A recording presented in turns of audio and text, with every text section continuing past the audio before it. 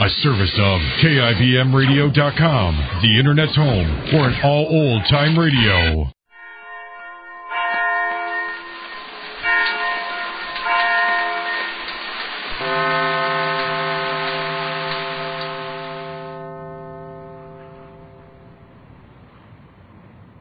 The Jack Benny Program, presented by Lucky Strike.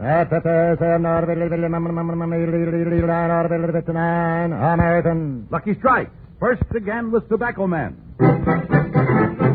First again with Tobacco Man.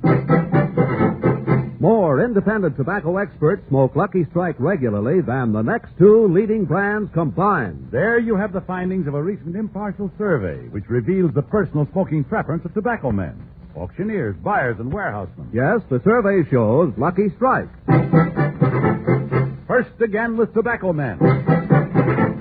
First again with Tobacco Men. First again with the men who can see the makers of Lucky Strike consistently select and buy that fine, that light, that naturally mild tobacco. So light up a Lucky.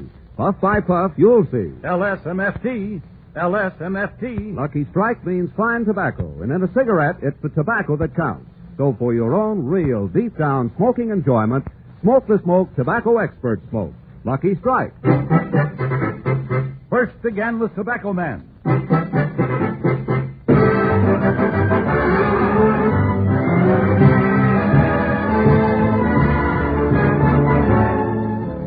The Lucky Strike program starring Jack Benny with Mary Livingston, Phil Harris, Rochester, Dennis Day, and yours truly, Don Wilson.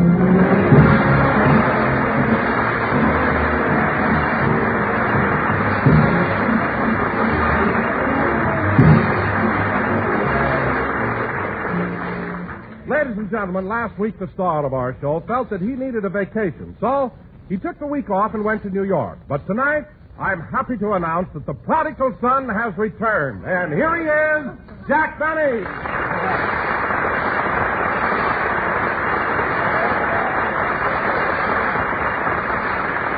Thank you. Hello again. This is Jack Benny talking. And, Don, I think that was a very fitting introduction because I do feel like a prodigal son. Well, thank you, Jack, and welcome home. And it's very appropriate, too. The prodigal son being welcomed by the fatted calf.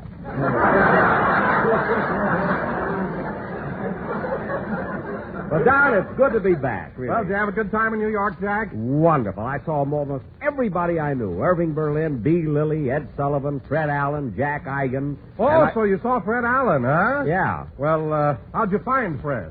I just pushed aside those bags, and there he was.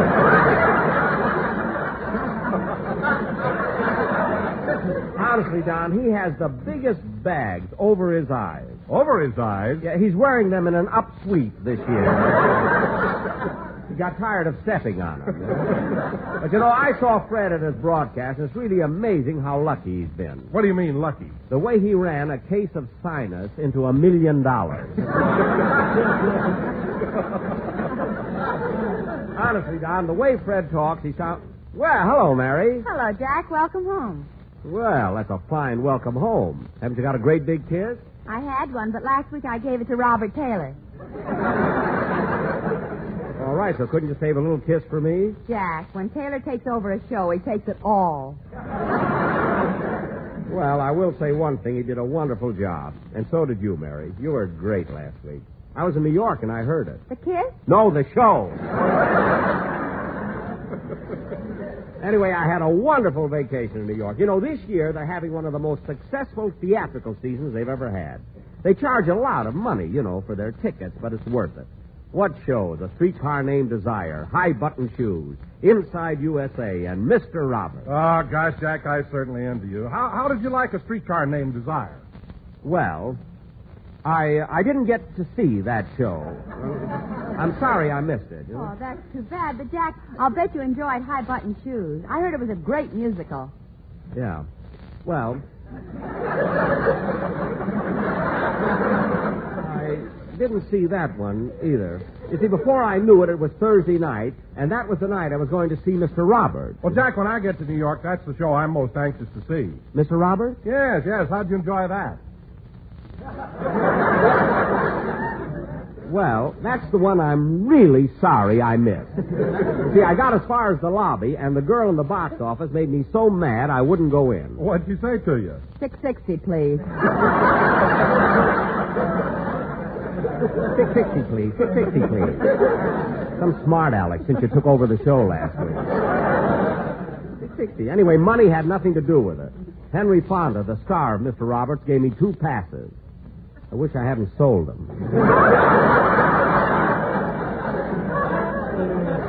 Now, what about you, Mary? Anything happened with you while I was away? Oh, nothing much, except that I received another letter from my mother.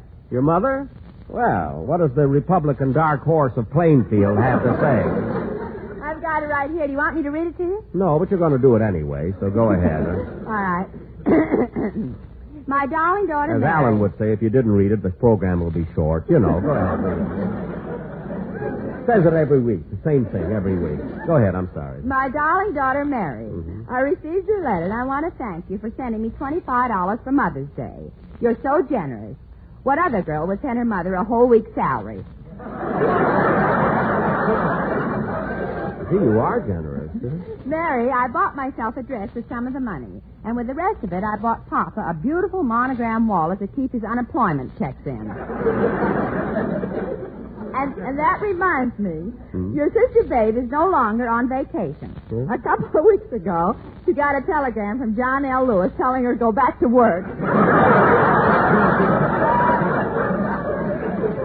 Good old Babe. I'll never forget her in the Easter parade, strolling down the avenue with that lamp on her hat. Jack, please. Oh, I'm sorry, Mary. Continue. I heard you on the program last week, the broadcast you did with Robert Taylor. And I must say it was a wonderful show without Jack. It was the first time in 5 years that my Airwick took a Sunday off.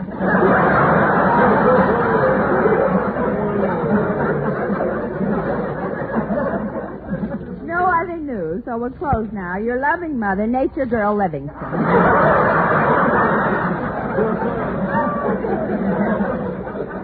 You know, Mary, your mother writes some of the silliest... Hello, Don. Hello, Mary. Well, hello, Dennis. Gee, Mr. Taylor, I don't know what happened to you since last Sunday, but you look awful now. Dennis, for heaven's sake, I'm not Robert Taylor. Look over here. I'm Jack Benny. Oh, I don't blame you for being mad. Well, Dennis, aren't you happy that Mr. Benny's back? I certainly am. You know, Mr. Benny, while you were gone, I sure missed you. Well, thanks, kid. You know, you wouldn't believe it, but I was like a lost soul. I felt awful. I couldn't even eat. Well, that's a shame. Yeah. Next time you go away, you ought to pay us in advance.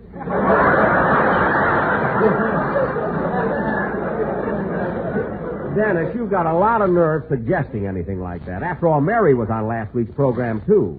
She didn't mention anything about being paid. Well, she doesn't care about money. She got kissed by Robert Taylor. What? He wouldn't even put his arm around me.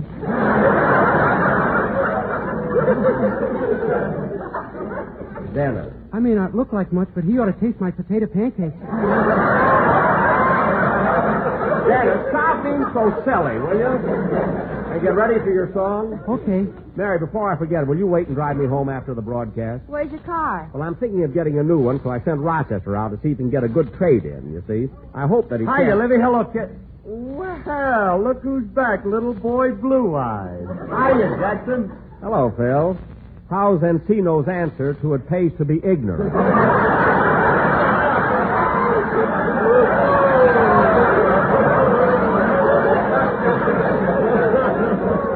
That's one he didn't know was in there. We had another one written in. Wasn't nearly as funny as this one. Huh? Oh, I'm fine, Dad. Are you?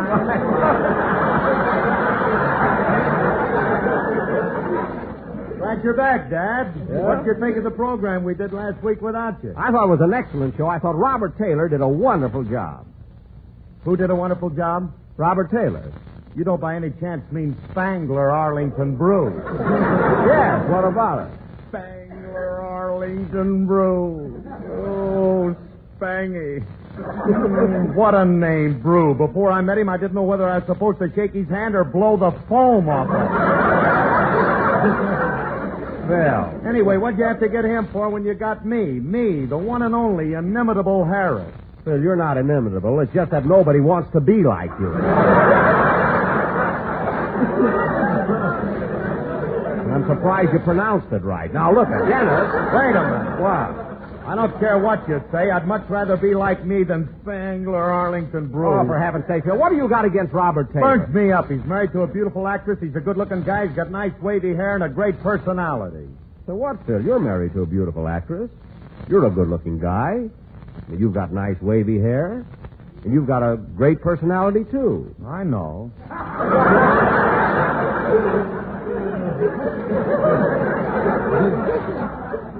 Well, what about it? Nothing.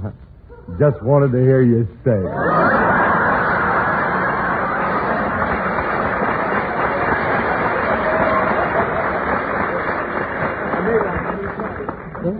All right, Phil, I said it. Now, Dennis, Phil, are you taking bows or is your head so big it keeps bending you over? Now, come on, Dennis, let's have your song. Well, what do you want me to sing?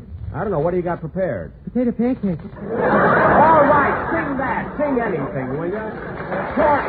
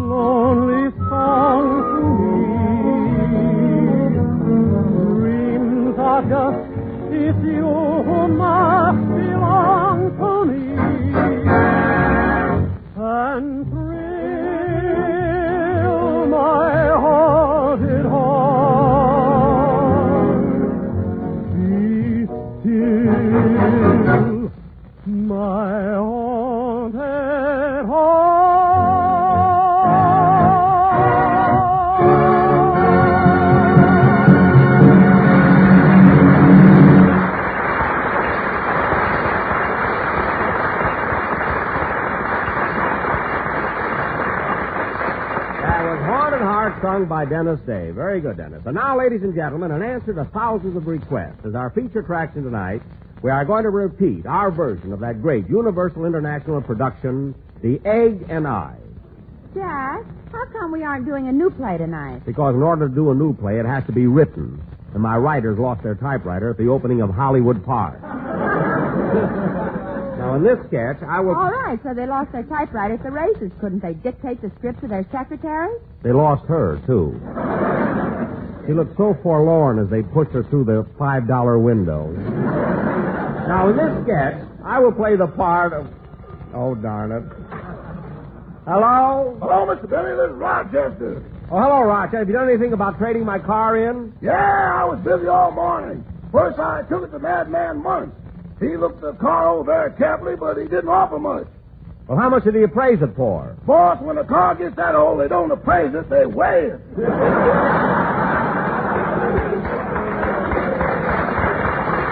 Oh. So then I drove over to Honest John's place.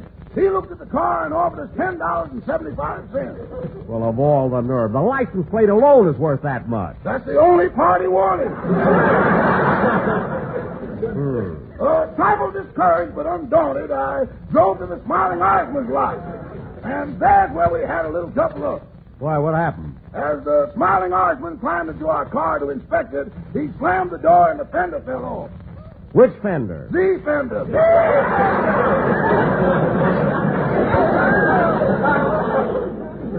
Oh, my goodness. Then what did you do? I decided to go home. Uh-huh. And while I was driving down Wilshire Boulevard, something went wrong with the steering wheel and the car ran right into the La Brea tar pit.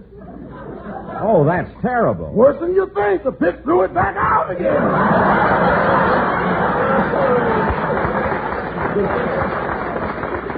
Gee, Rochester, I expect you to sell the car today. You can try it again tomorrow. Yes, sir. Goodbye. Goodbye. Now, come on, kids. Let's get on. Let's get on with our play. And now, ladies and gentlemen, we will proceed with our version of The Egg and I. In this sketch, I will be Fred McMurray, and Mary Livingston will be Claudette Colbert. What part am I going to play, Jack? Well, Don, the scene takes place on a farm, so you can play the part of our pig. Oh, Jack, every time you do a farm sketch, I play the part of a pig. I want to do something else. Well, what would you like to be, Don? A canary. Don, you a canary? Peep, peep, peep, peep, peep. Well, that's not so bad. All right, Don, you can be the canary. And now, ladies and gentlemen, The Egg and I. As the scene opens, we find the newlyweds, Claudette and Fred, driving out to their new home.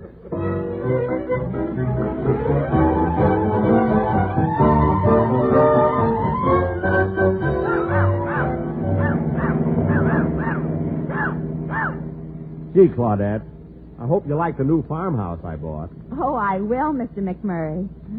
You can call me Mac. You know, honey, I can't believe we're really married at last. Yeah. It was such a wonderful wedding ceremony. But you were so nervous. I was not nervous. You were, too. You put the ring on your own finger, kissed the best man, and gave the preacher a potato pancake. Well, a friend of mine makes them. But, darling, wasn't it exciting as we drove away from the church with those old shoes tied in back of the car? Yeah. I wonder what made them bounce like that. My mother was still in them.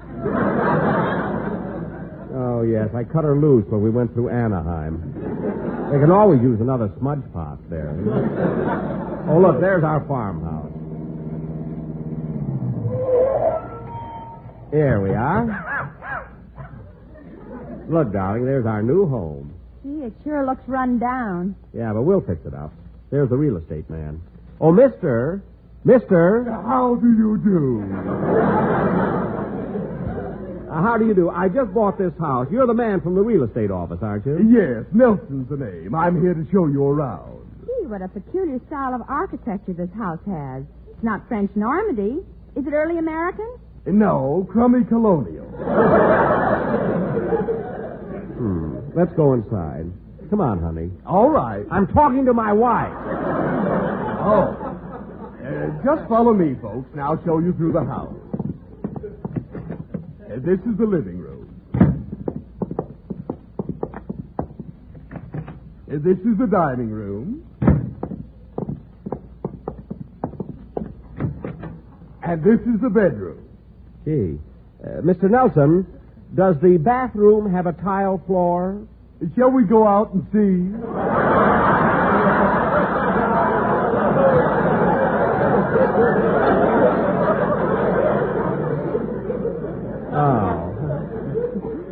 Mr. Nelson, I'd like to see the kitchen. Right through this door. There, isn't it a beauty? Well, I don't know. The stove looks very old and awfully dirty. Oh, that's just a little dust. I'll blow it off.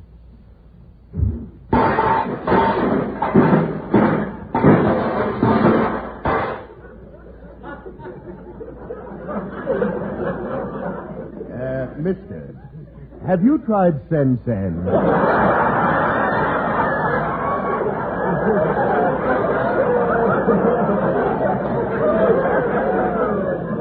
What?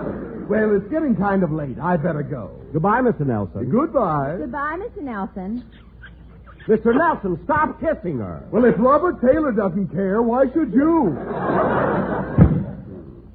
Well, darling, here we are in our own little home. We better start getting to sleep, too. On a farm, you have to get up at 4 in the morning. You're right, sweetheart. But it's so nice to be alone, just the two of us. Yeah. Well, darling, good night. Good night. Get out of here!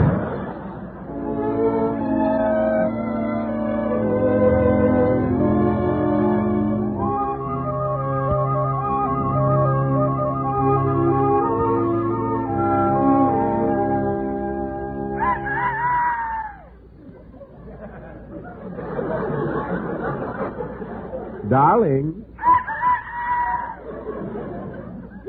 Darling, you're snoring. No, that's the rooster. It's morning. Oh. Well, you hurry and get breakfast ready. I'll go out and milk the cows. Good thing I slept in my clothes. My, it's pitch dark this early in the morning.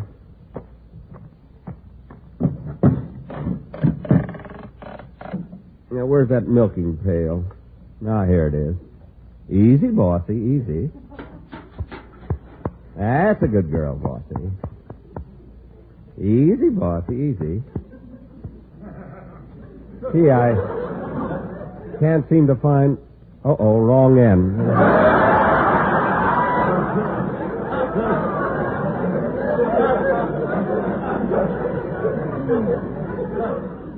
Now, easy, bossy, easy. Now, hold still, Mel, while I fix the pail and spoon.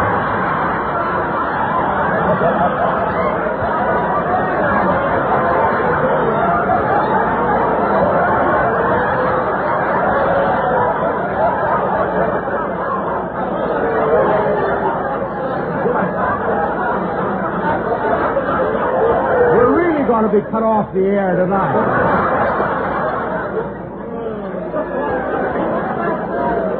There, bossy, there. That's a good girl. Hold still while I fix the pail and stool. There. Oh, la, la, la, la. Oh, la, la, la, la. Oh, la, la, la, la. Oh, la, la, la, la. Better change. Oh, Fred, are you through milking? I'm not, but I think the cow is. Hey, what are you holding? Oh, look, I just found it. It's a black kitten with a white stripe down its back. Well, shucks, if that isn't the cutest... Kitty, have you tried Sensen? Now, Claudette, don't stand around. We got to feed the animal. Okay. Beep, beep, beep, beep, beep, oh, look, Fred. Isn't it cute the way our canary follows us around? Yeah, now, shoo, canary, shoo. We got to feed the chickens. Here, chick, chick, chick, chick, chick. Here, chick, chick, chick. Come on, chick, chick. Here's some corn for you. Oh, Fred, look at the hen sitting on the nest. There. Oh, yes.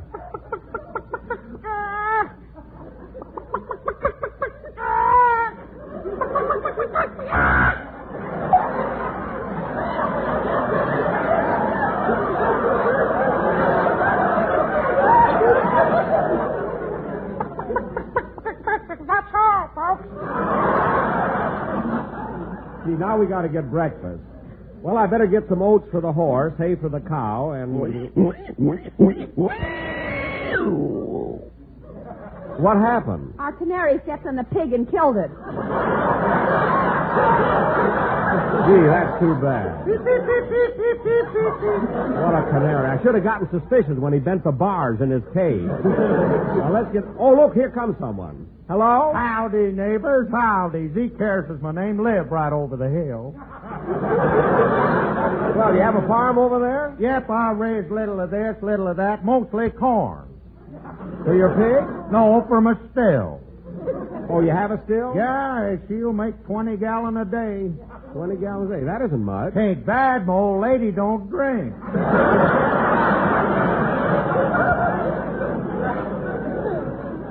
We just moved in here, Zeke. How long you been living around this section? Well, little lady, let me see. Now, I moved here in 1918. It's 1948. That's 16 years. Wait a minute, Zeke.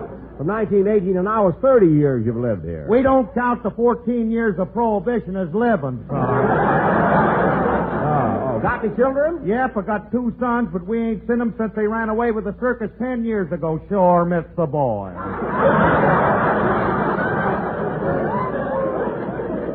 Well, it's a shame both of them left. Maybe one of them will come back. They ain't likely. They're Siamese twins. Oh, Siamese twins. Yeah, they're pretty attached to each other. Oh, Zeke, you're the barnyard's answer to Phil Harris. By the way, Zeke, is that field over there part of your farm? Yeah, that's the place where I raised my tobacco, son. Those are my hired hands out there picking it now. Where? Right over there.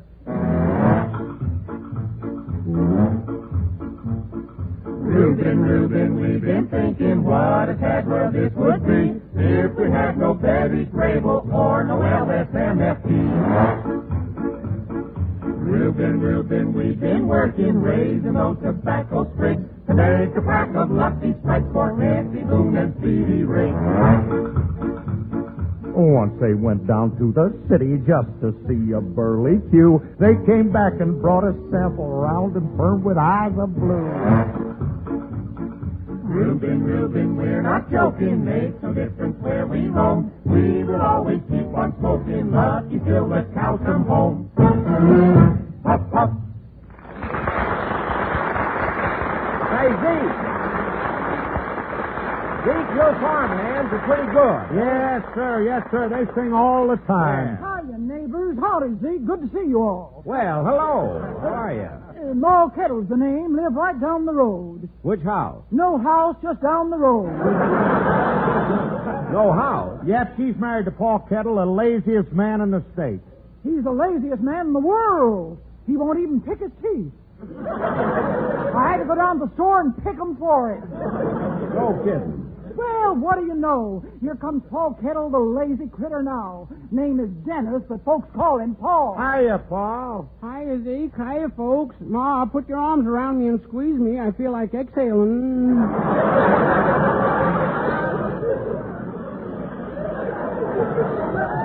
Better talk a little faster. We won't get off the show.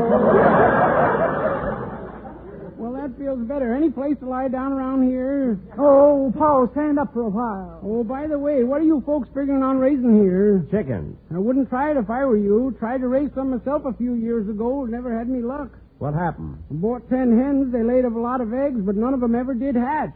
How many roosters did you have? Oh, roosters!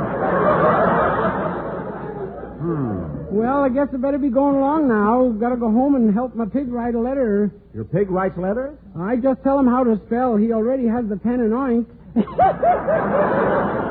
Oh, Paul Kettle, you're sharper than a potato pancake. You said it.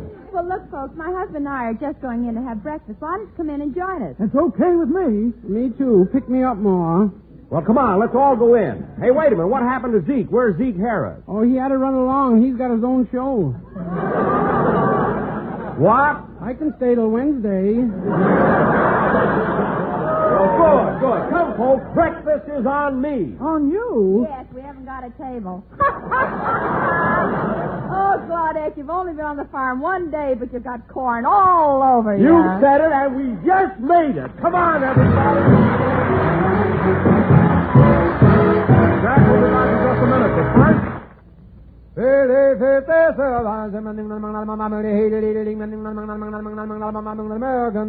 Lucky Strike. First again with Tobacco Man. First again with Tobacco Man. As a recent impartial survey reveals, more independent tobacco experts smoke Lucky Strike regularly than the next two leading brands combined. More than the next two leading brands combined. Lucky Strike. First again with Tobacco Man. That's what the survey shows. Now, listen to what Mr. Garland Fletcher Tilley, 25 years of tobacco buyer, recently said. At auction after auction, I've seen fine, ripe, mild tobacco bought by the makers of Lucky Strike. Tobacco you can't beat for smoking quality. I've smoked Lucky 17 years. So light up a Lucky, and puff by puff, you'll see. LSMFT. LSMFT. Lucky Strike means fine tobacco, so round, so firm, so fully packed, so free and easy on the draw. So smoke the smoke tobacco expert smoke. Lucky Strike. First again with Tobacco Man.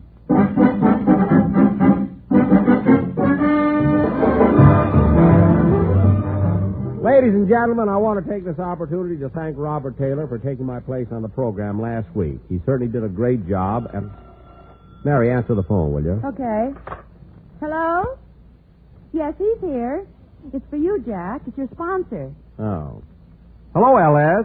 How's MFT? What? Oh, I was only trying to be cute. Robert Taylor?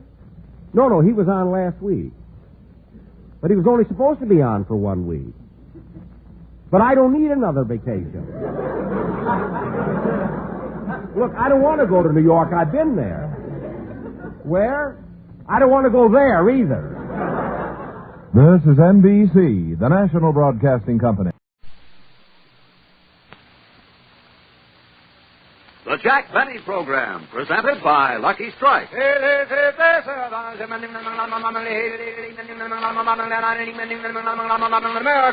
Lucky Strike. First again with Tobacco Man. First again with Tobacco Man.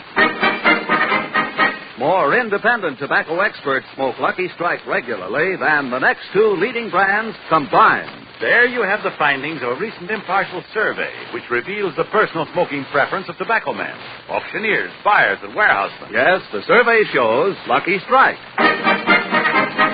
First again with Tobacco Man. First again with Tobacco Man. First again with the men who can see, the makers of Lucky Strike, consistently select and buy that fine, that light, that naturally mild tobacco. So light up a Lucky. Puff by puff, you'll see. LSMFT, LSMFT. Lucky Strike means fine tobacco. And in a cigarette, it's the tobacco that counts. So for your own real, deep down smoking enjoyment, smoke the smoke tobacco expert smoke. Lucky Strike. First again with Tobacco Man.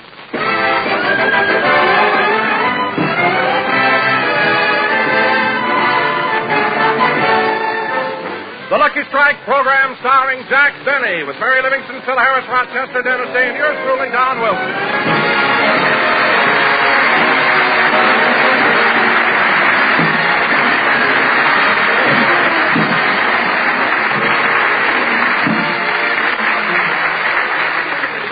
Ladies and gentlemen, once again, we'd like to take you out to Jack Benny's home in Beverly Hills. It's evening, and Jack has just finished dinner and is relaxing in his usual way.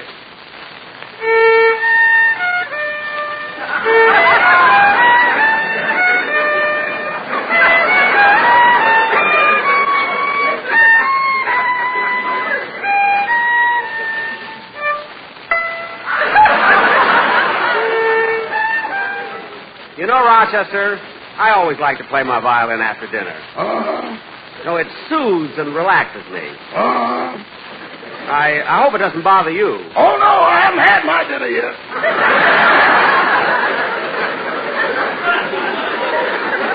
Good.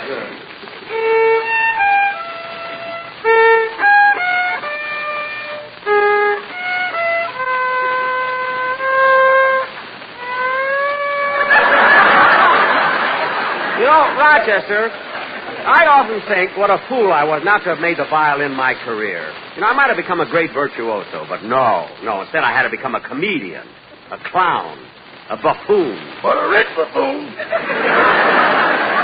That's the wrong attitude. The world would be better off if people had a different viewpoint. You know, money isn't everything. Remember what Shakespeare said. He who steals my purse steals trash. I wish you'd throw some of that garbage on me. Rod, just clear off the table and let me practice my violin. I want to prepare for my stage appearances in Detroit and Cleveland. Let me see, I want to learn that new song first. Here it is. First again with Tobacco Men.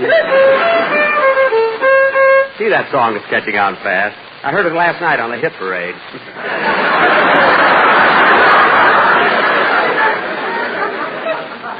Well, I've practiced enough, but I don't feel like going to bed. I think I'll go in the den and listen to the radio. Now, hello, Polly. Daddy's going to listen to the radio. Fred Allen stinks. Fred Allen stinks.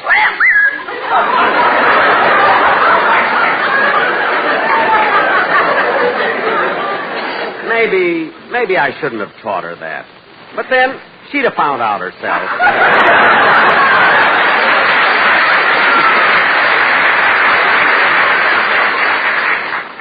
Yeah, I wonder what's on the air right now. Friends, do you have a tendency to be a little too fat around the waist?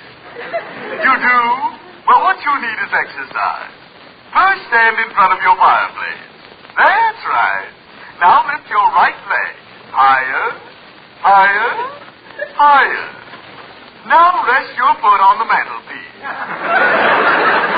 Have you got one foot on the floor and one foot on the mantelpiece? Good. We now leave the air until the same time tomorrow. That's ridiculous. I wonder what else is on.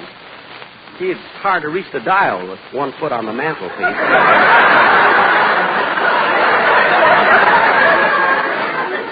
There, I made it.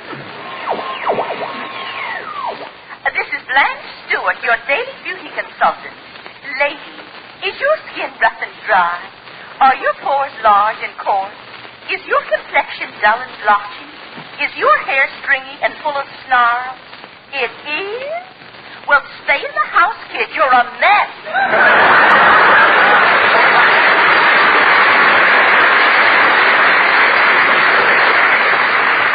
I don't know. There must be something on the air tonight besides commercials. Oh, there's a phone. Hello? Hello, Jack. Oh, hello, Mary. Jack, I'm going to have rehearsal at your house or NBC. What? I was going to have rehearsal at your house or NBC. Mary, I can hardly hear you. Get closer to the phone. I can't. I've got one foot on the floor and one foot on the mantelpiece.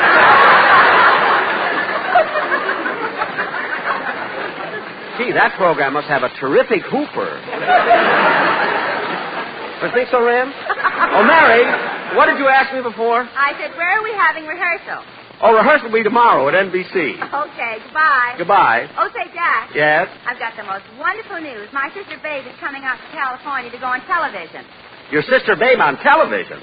Well, what is she going to do? She's going to double for Gorgeous George. Say, that's great. Listen, give her my Oh, congratulations. hello, Jack. Rochester told me you were in here. Oh, hello, Don. Mary, Don's here. I got to hang up. Goodbye. Bye. Hiya, Don. Come on in. Sit down. Okay. Come on in, fellas. Oh, you brought the sportsman with you. Hello, boys. Don, I meant to call you, but we're not having rehearsal until tomorrow. As long as you're here, sit down. Well, thanks, Jack. Aren't you going to sit down, too? No, I'll just put my foot back on the mantelpiece. Well, Jack, even though we're not rehearsing till tomorrow, the boys have prepared a beautiful number for the show, and they'd like to have you hear it right now. They're going out of town for a few days. Business? Oh, no. You see, the boys took their wives fishing at Big Bear Lake last week, and they're going back there again. Gee, I wish I could go. What are they going to fish for, perch or trout? The baritone's wife, she fell out of the boat Wednesday. Oh, well, then by all means, let's hear him sing now. He must be awfully tired treading water. Go ahead, boys. Hold on, wait a minute, Jack. This is a big production number, and there's a part in it for you on the violin. For me? Well, good. Now, where's my violin? Under your chin. Oh, yes. That was the stickiest spaghetti I had for dinner. Now, let's go down. What number are we going to do? The Saber Dance by Cacciaturian. The Saber Dance? Well, that should be wonderful. Come on, fellas, hit it.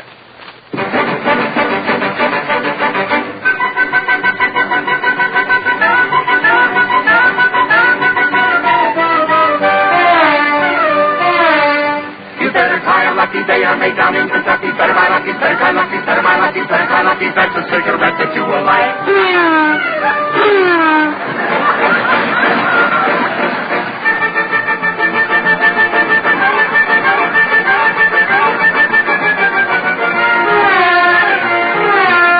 You better hurry, use up all the salt to worry. Hurry up, try 'em, look at the miss and hurry up and try a Lucky's Strike. So for your own down smoking enjoyment, you should try Lucky's, for then you will see fine men who know agree. LSM, MFT.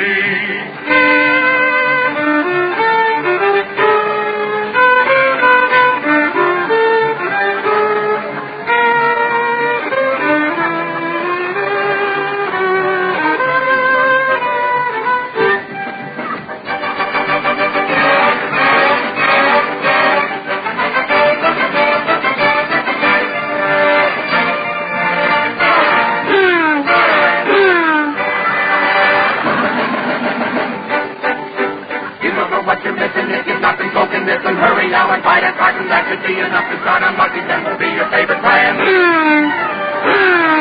They are the best brand in the land.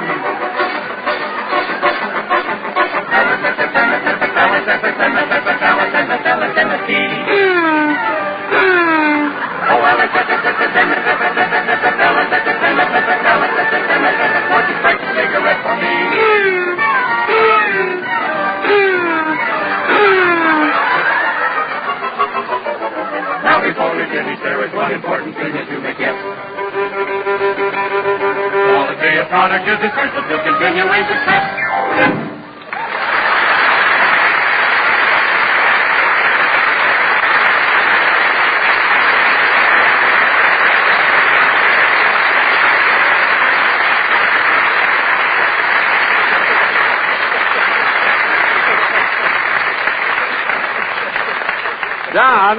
John, congratulations. Ricky, that was a wonderful number. Well, thanks, Jack. I knew you'd like it. I certainly did. We'll see you Sunday, fellas. Goodbye. So long, Jack. So long.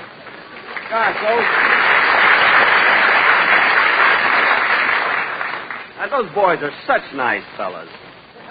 65 cents in the Coca-Cola machine. Well, I think I'll take my change belt off and go in the library. I'll read for an hour or so before I go to bed. Just look at this room. What a mess. Oh, Rochester! Rochester! Every time I want him, he takes so long to Did you call me, Mr. Billy? Yeah, where were you? I was in the kitchen ironing your nightgown. Well, I hope you didn't put too much starch in it again. Last night I felt like I was sleeping in a Quonset hut. I like a nightgown to cling a little. Now, Rochester, this room is such a mess. I wish... Rochester, do you smell something burning? Uh-oh, the iron! My nightgown! Well, is it burned? Boss, something tells me this Quonset hut is going to have a window in it. Let me see that nightgown. It'll be okay, boss. I'll put a flap on it.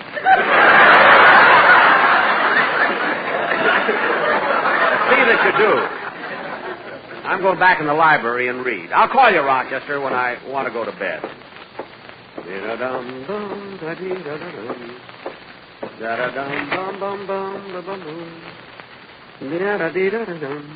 Now, let me see. I'd like to read a good mystery for a change. What are these books? Kiss the blood off my hand. The crushed skull. The mutilated torso. Lilacs in the spring. Nah, that's too gruesome. Let's see. Oh, my goodness, these two books shouldn't be together. The Proper Bostonians and the Kinsey Report. Here's a mystery I haven't read. I was framed by the author of I Stand Condemned. Gee, his new book ought to be good. I'll just curl up in this easy chair and read it. Chapter 1. I was framed.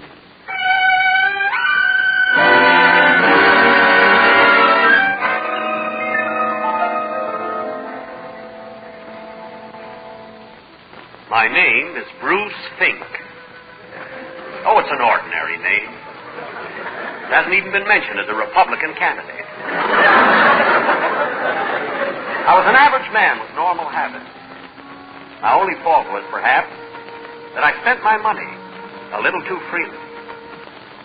Gee.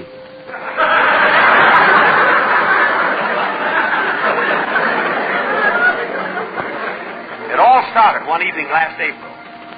We had just finished dinner, and I was in the kitchen washing the dishes.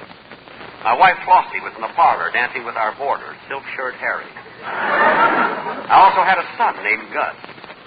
Some people thought he was stupid because he was 16 years old and he had just learned to tie his shoelaces. Someday he may even learn to tie them when they're in his shoes.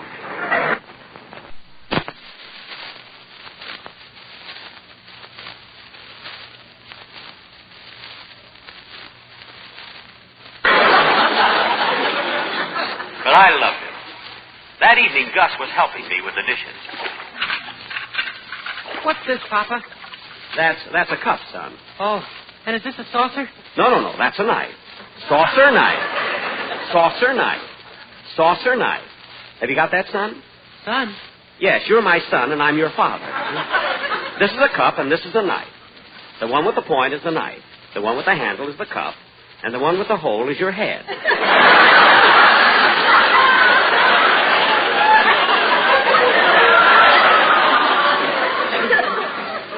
Now, do you understand? Yes, son. No. No, look, you're the son. You see, I'm your father. But don't try to learn too much at one time. All right, I'll go to bed now. Good night, my boy. Good night, Papa. Oh, Papa. Yes, son? Papa, when are you going to tell me about the birds and the bees? Don't worry about the birds and the bees. First learn about the cups and the saucers.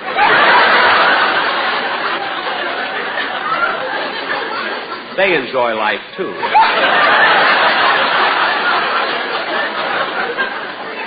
Good night, Gus. Good night, Papa. Gus called me Papa. And I was glad that I made the right decision.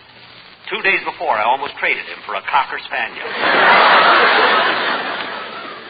I put away the dishes and started toward the parlor to join my wife, Flossie, and our boarder, Silk Shirt Harry.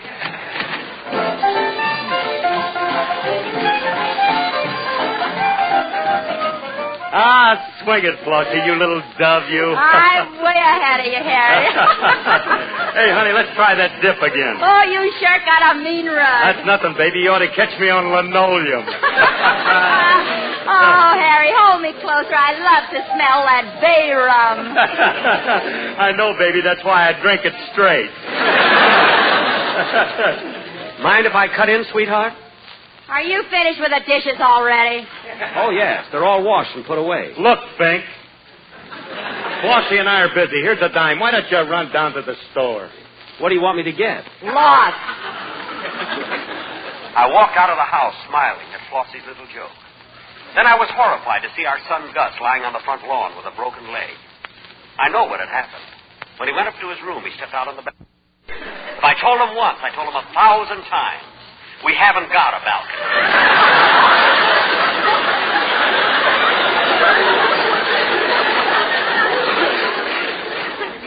As I bent over him, Gus opened his eyes and said, What happened, son? No. You're the son. I'm your father. Oh. Tell me, are you hurt? Yes, I think I broke my saucer.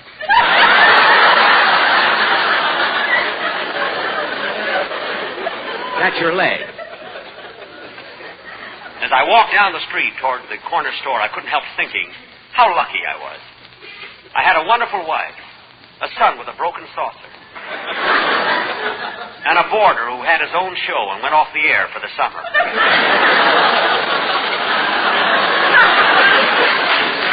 What man could ask for more? Although I had never cared for riches, I did wish that I could afford to buy my wife, Flossie, the little extra things she never had before, like toothpaste, a toothbrush, or even teeth. I continued walking down the street when suddenly a voice called to me from the darkened doorway of the First National Bank. Hey, you. Who, me? Yeah, you. Come here. You want to make $50? Without even thinking, I said no, which proves I wasn't thinking. So I thought it over and said, Did you say $50? Yeah. All you got to do is stand out here in front of the bank, and if you see a cup, just whistle. Whistle? Yeah. Whistle something like Melancholy Baby or Ballerina, any popular number. If you don't mind, I'd like to whistle Stardust. I'm a friend of Hugo Carmichael. Whistle Ballerina. And when you see a cup coming, whistle loud so me and my friend can hear you. They weren't fooling me. I knew they were song pluggers.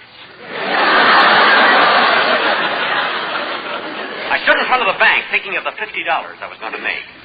To me, that was a fortune. The nearest I ever came to being rich was when I almost guessed the name of the walking man. I was so sure it was Frank Remley.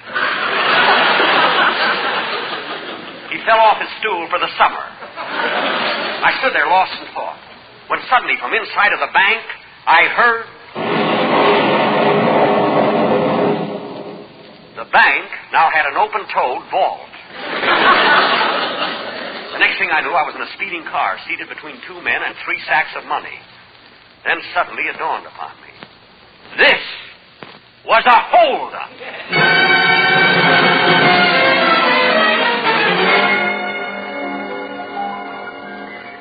The rest of that ride was like a nightmare. Then the two men began to talk. Hey, Clyde. How much did you promise this Fink? They knew my name. I looked at the men, then I looked at their guns. I noticed the guns were identical. So I asked them why they both carried .32 caliber automatics. And they said, "They're first again with hold-up men." I knew what they meant, but I missed the music. I leered back at them and said, "You fellas can't get away with this. I'm going to the police." "You can't go to the police, buddy. You're in this as deep as we are." I knew that the two men were right. I was trapped. Through no fault of my own, I, Bruce Criminal, was now a Fink. Bruce Fink was now a criminal.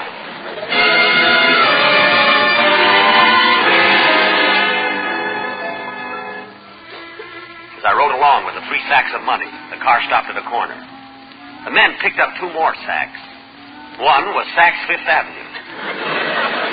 The car was now so crowded I had to sit in the back with the escalator.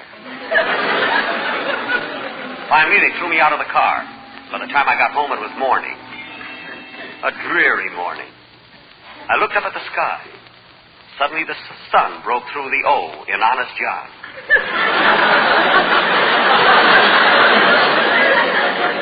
Through the window, I could see Silk-Shirt Harry holding my wife Flossie in his arms. Their lips were pressed together. I dreaded going into the house. I'd been gone all night, and I couldn't tell them where I'd been. I didn't want Flossie to think that I was in love with another woman. I racked my brain, but I couldn't think of an excuse. So I decided to go in and brazen it out. As I opened the door, they were still kissing. As they saw me, their lips parted. Hello, Harry. Hello, Flossie. Are you back already? I know how you must have worried about me, darling, but I couldn't help it. I bumped into an old friend and we got to talking. And you know how time always Kiss me again, Harry. Okay, baby. It was as simple as that. No questions, no jealous reproaches. Flossie trusted me implicitly. I think Harry did, too. I was heartsick as I went upstairs and threw myself on Gus's bed and knocked my pivot tooth out. If I told him once, I told him 1,000 times. He hasn't got a bed. The next couple of weeks were like a horrible dream. I didn't know what the future had in store for me. I continued with my household duties. One day, as I was pushing bugs out of the screen with a toothpick, my son Gus was sitting nearby doing his homework. He looked up at me and said, "Oh, fathead." That's Father. At least you're getting closer. What is it, son? This pencil won't write. That's a knife. Look, son, that's a knife, this is a cup, and this is a saucer. Do you understand? Yes, son. No. I'm your father. How are you getting along with your spelling? Fine, I can count up to 10 now. Good work. Now listen, my boy, I'm going to take you into my confidence. Some men were robbing a bank, and they promised me $50 to whistle if I saw a cop. A what? A cop. That's a saucer.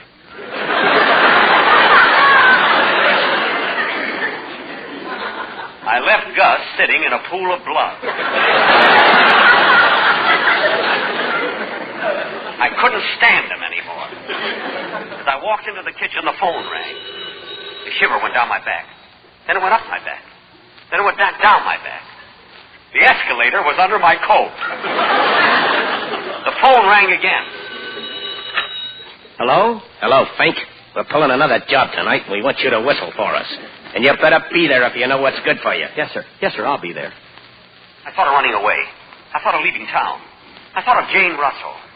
I don't know why I thought of her, but it was fun. But when the burglars called, I knew I'd be there. This meant I'd have to leave the house again. But I didn't know how to break the news to my wife. I hoped she wouldn't take it too hard. I opened the door and walked into the parlor where I found Flossie and Harry looking at our picture album. Look at this one, Harry. This is a picture of me and my husband, Bruce, the night we first met. Yeah. Hey, who's the other guy in the picture? That's Ralph Edwards. He introduced me to Bruce as part of my consequence. Flossie, dear, I have to go out again tonight, and I may not be home until late. And look, Harry, here's a picture we took on our honeymoon. This is Bruce in his bathing suit. Holy mackerel, what a physique. He looks like something that was pushed through a screen with a toothpick. Oh, I don't blame you for being furious, Flossie. But you'll have to trust me. And remember, no matter what happens, I want you to know that I love you. Well, I gotta go now. Goodbye, Harry. Goodbye, Flossie. How about a kiss? Not wanting to interrupt them, I tiptoed out of the room. Once again, I walked out into the night to keep a rendezvous with destiny.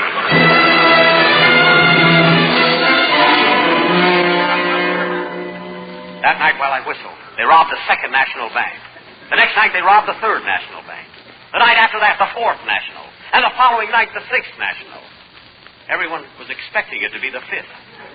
Oh, they were shrewd, all right. And then...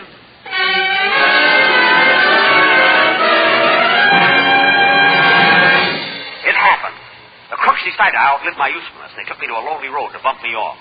And I stood there helpless. They came at me with their guns drawn. I tried to get away, but it was no use. I was cornered, trapped. I screamed for help. Ah! Suddenly, from out of nowhere, police cars appeared. Then the cops jumped out. I thought I was saved, but no, they thought I was one of the crooks, and they started firing. I was hit in the arm, in the leg. I sank to my knees when suddenly...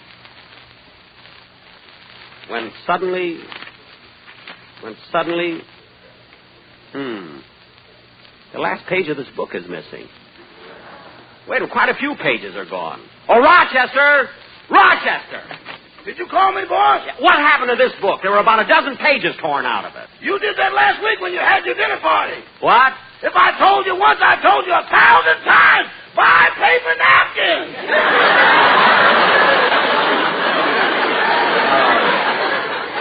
Well, if you got the flap on my nightgown, I think I'll go to bed. Good night, Rochester.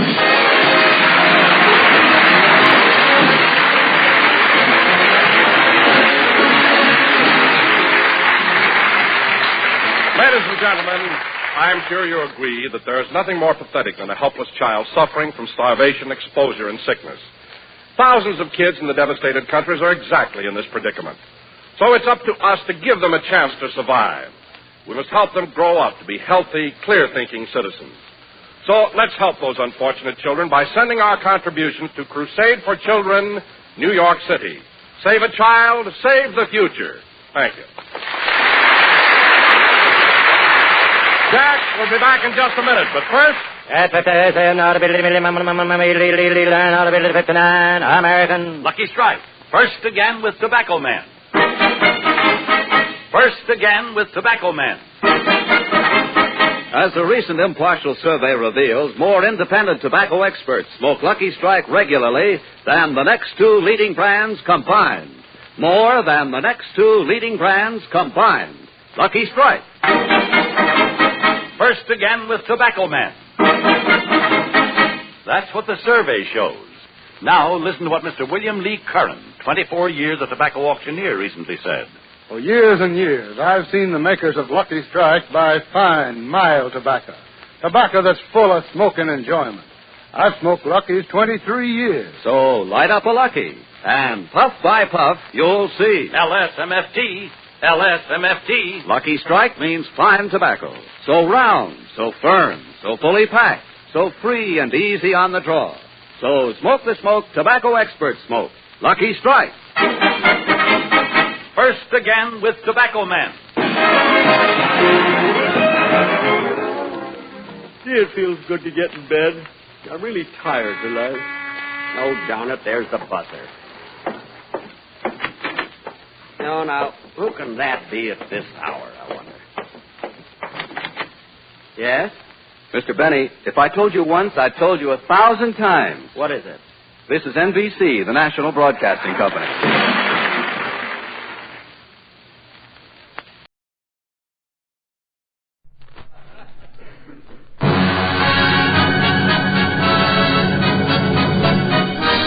Hollywood, the Phil Harris Alice Faye Show.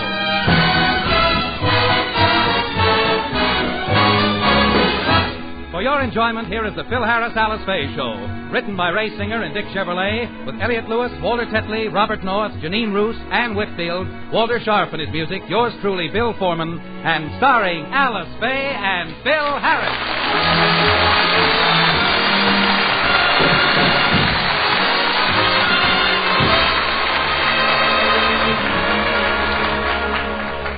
The Harrises are a typical married couple. Through the years, they've had their arguments and differences, but never once have they had a serious fist fight. However, for the past 3 weeks, their relations have been a bit strained, and right now, things seem to be at the breaking point. Phil, I can't stand any more of this. We've always been honest with each other. You've never kept anything from me until now. After all, I've been a good wife to you, and I'm the mother of your children, and I've got a right to know. What is the thing? Is that all you want to know? Honey, don't scare me like that. For a minute, I thought you found out about that red-headed car hop that... honey, you see, the thing Never mind that, Philip. Let's get back to the red-headed car hop. She can wait.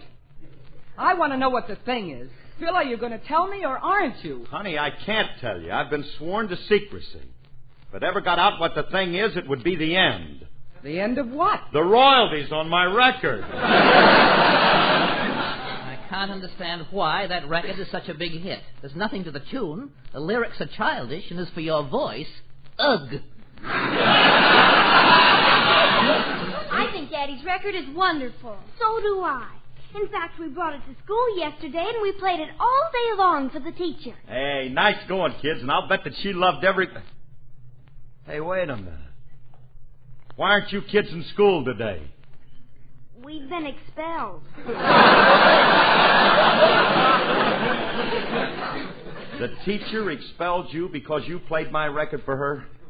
I'm going down to see her. I'm going to tell her off. It won't do any good, Daddy. We tried to reason with her. Well, what did she say? Nothing. She just sat there staring straight ahead and going...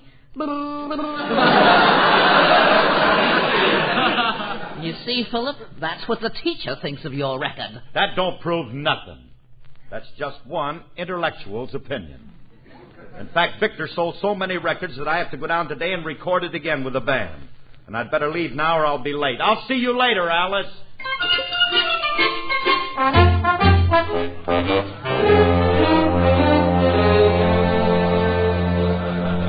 do you mean? What are you talking about? Okay, fellas. All right, fellas. What do you mean? All right, all right, put the cards away, will you? All right, let's drop everything. Get that change off the table. Let's have it quiet. Now pick up that stuff. All right, gentlemen. I have good news for you. I've just received the first check from RCA Victor for the royalties made on our recording of the thing. Due to your fine musicianship, your excellent arrangement, your unceasing efforts, I have made $10,000.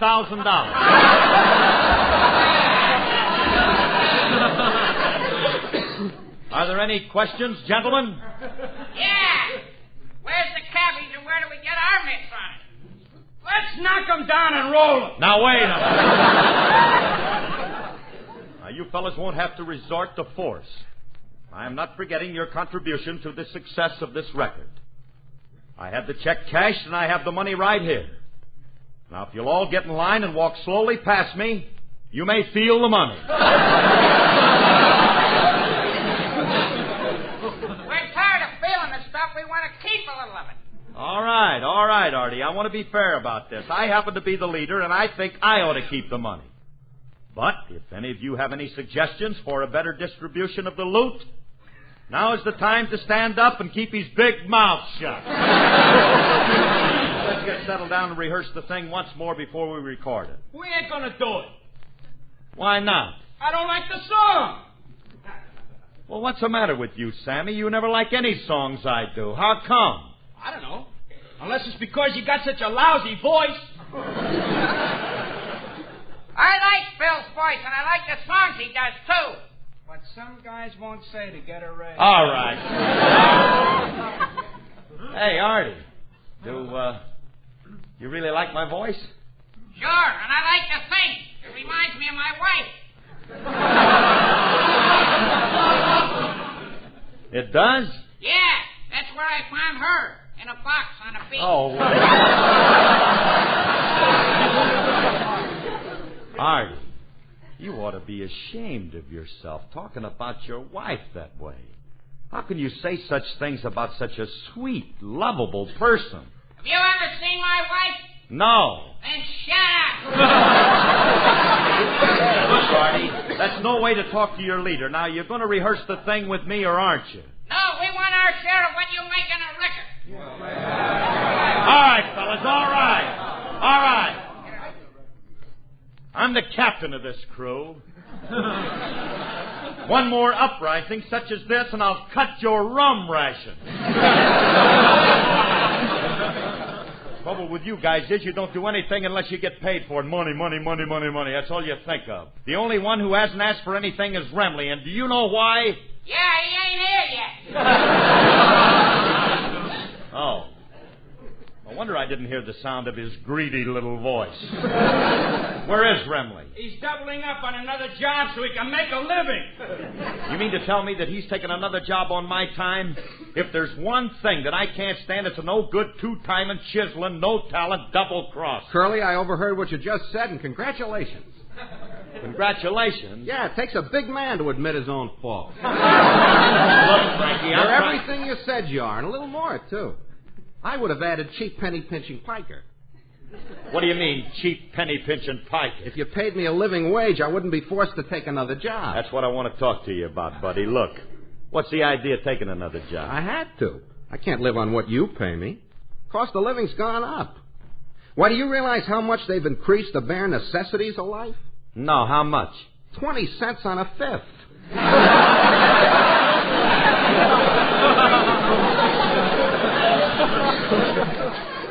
Next thing you know, they'll be raising the price of food. That will never affect you. Now, what's this extra job you got, Remley? Oh, something I happen to be well suited for. I'm a babysitter. You're a what? A babysitter. I get 50 cents an hour to sit with a baby. A baby what? Nobody's going to trust you with a human child. They wouldn't, huh? I run a baby service for mothers who have to go to work.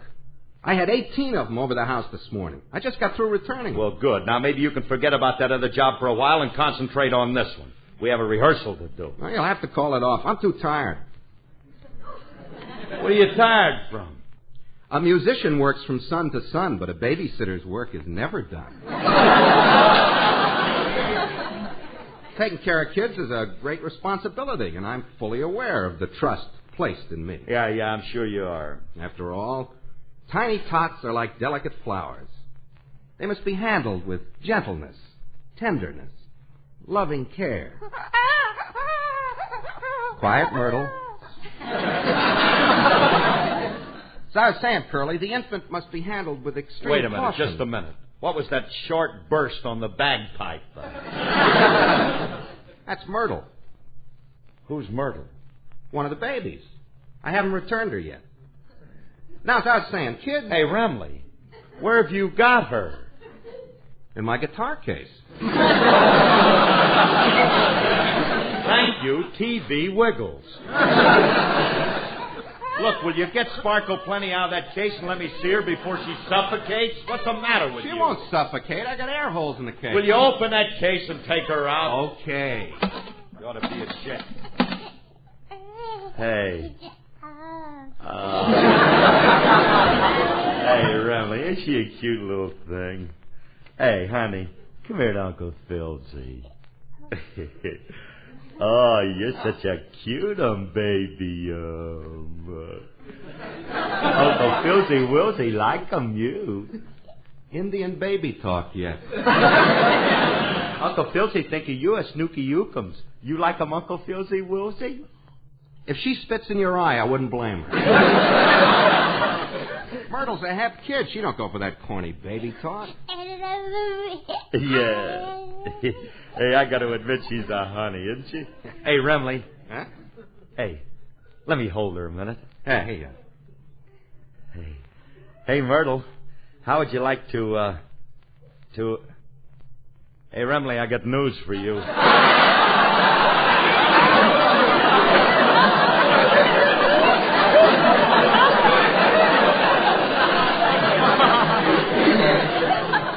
What? This ain't a Myrtle, it's a Clyde.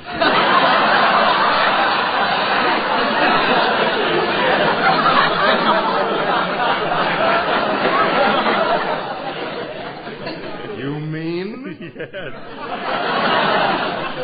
Look at the bib. It's blue and it says his on it.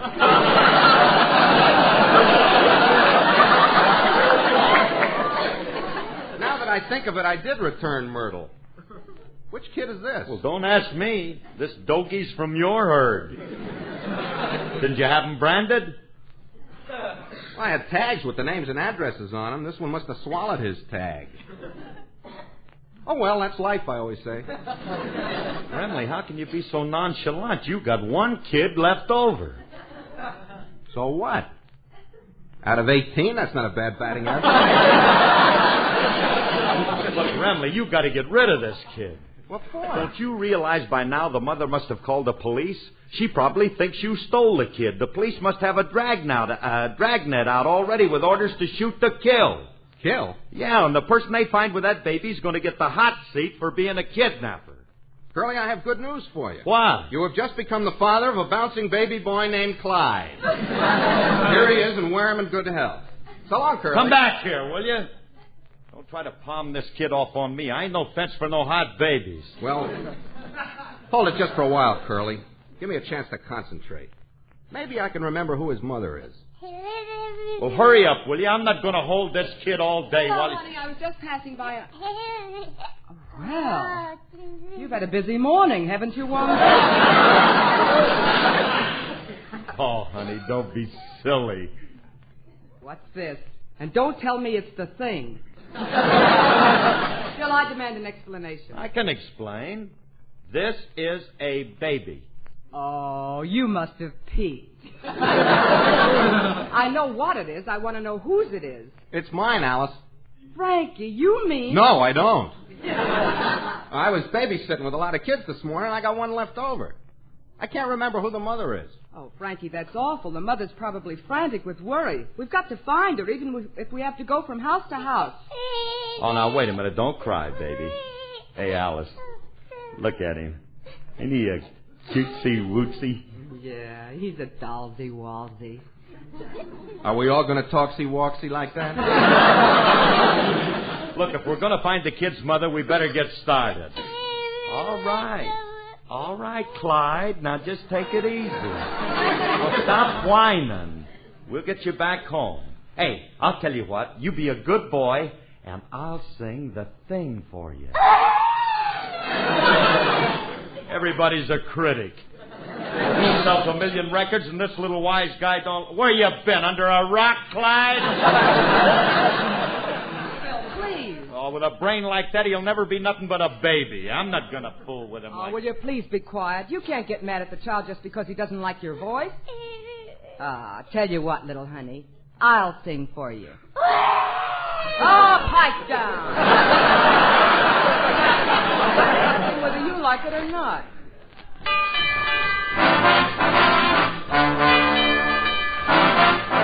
Ask me how do I feel. Ask me now that we're cozy and clinging. Well, sir, all I can say is if I were a bell, I'd be ringing. From the moment we kissed tonight, that's the way I just got to behave. Boy, if I were a lamp, I'd light, or if I were a banner, I'd wave. Ask me how do I feel, little me with my quiet upbringing. Well, sir, all I can say is if I were a gate, I'd be swinging.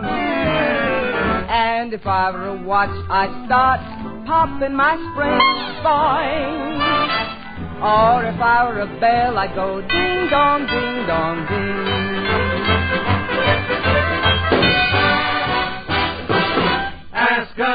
How do we feel from this chemistry lesson we're learning? Well, how do you feel, boys? Well, dear, all we can say is if we were a bridge, we'd be burning.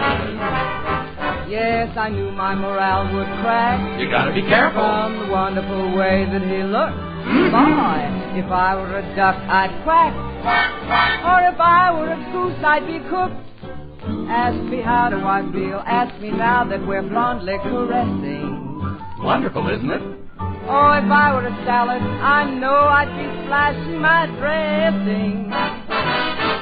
Or if I were a season, I'd surely be spring. Or if I were a bell, I'd go. If I were a bell, I'd go.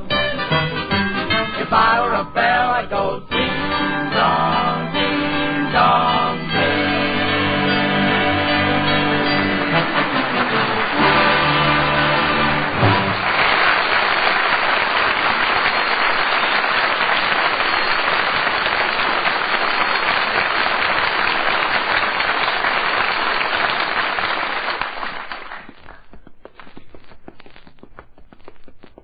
Hey, Alice, I'm getting tired of walking around trying to find the mother of this baby. Thank goodness the kid fell asleep. Oh, I'm tired, too. We've been to 30 houses, and the baby doesn't belong to any of them. What are we going to do? There's only one thing we can do.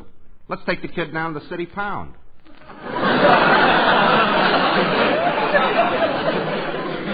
Remley, that's for dogs.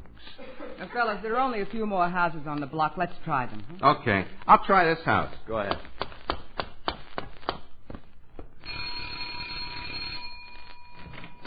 Pardon me, madam. Are you the mother of this child? Ow!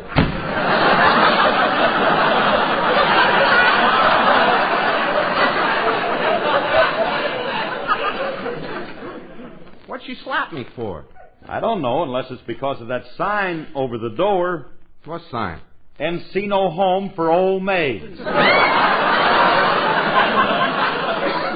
on, we'll try another house. Hey, wait a minute. I've got an idea. What's that? Well, look, how about Joe Galetti's house?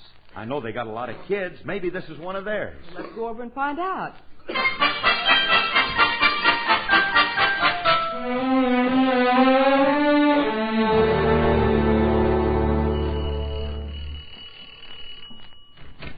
Hello, Mrs. Galetti. Is one of your children missing? I don't know. I haven't looked in the last couple of days. You want I should take a peek? Well, Mrs. Galetti, you mean you don't know if one of your own children is missing? How can I be sure if one is missing? I'm not even sure how many we got. It's maybe 15 or 16 or 22. Just a minute. I call my husband. Hey, Joe! How many kids do we got? I don't know. I thought that you was keeping a score.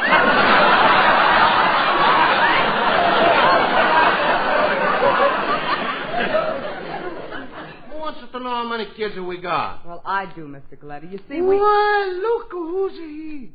That's my favorite, the glamour girl.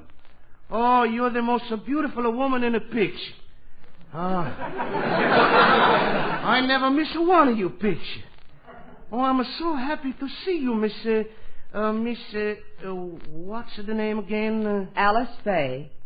No, that's not your name. Your name is Betty Grable? No, that's not even a woman. She's Gloria Swanson. That's the she.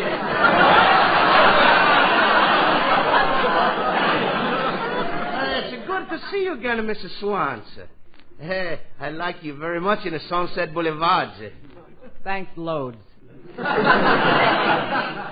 I'd like you to meet my husband. Oh, you don't have to introduce him. I didn't know Eric von Stroheim any place.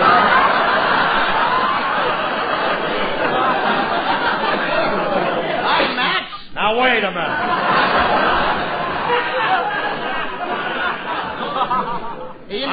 In the Sunset Boulevard, you had a bowler head. But I like you better this way with a curly scalp. Mr. Galati, maybe you and your wife can help us. Oh, sure. What do you want us to do? Me and Marie will help any way we can. Well, I just want to know one thing. Is this your baby? Let me see. No. This baby ain't one of mine. She's one of yours or Marie. No, I don't think she's one of mine. But if you won, she's a nice baby. You can leave me. Marie, what's the matter for you? You crazy? We got enough of trouble with a stork. Don't start taking her from a stranger.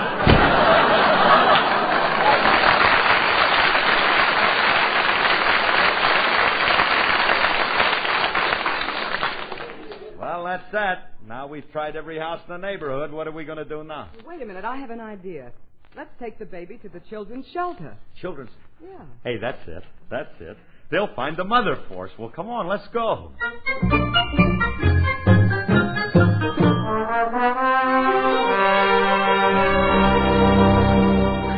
Hey, Alice, do you really think that they'll take the baby here? Well, of course they will. They do a lot of wonderful work for children, and it's run by a very sweet old lady, Phil. All right, well, look, you wait in the car, honey, and we'll take the baby in. Come on, Remley. Yeah. Hey, Curly, just so we don't have any trouble, let's leave the kid on the doorstep and run. You ought to be ashamed of yourself. I wouldn't do a thing like that. I'm going to ring the bell. What trouble can we have? Alice says this place is run by a sweet old lady, and I'm going to... Oh, how do you do, madam? I'd like to talk to you. What's on your mind, Mac? This is a sweet old lady? Julius, what are you doing here? Never mind me. What are you doing here? I came down because I need help. You came to the wrong place. This ain't where you take the cure.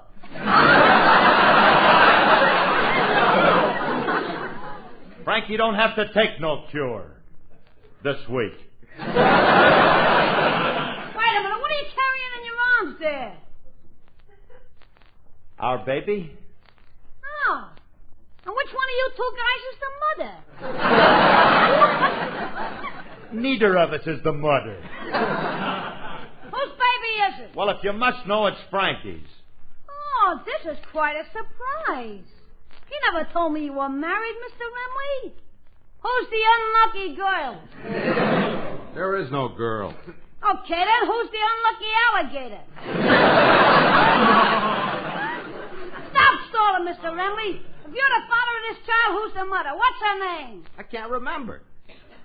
I just met her for the first time this morning. You met her for the first time this morning, and now you have a baby?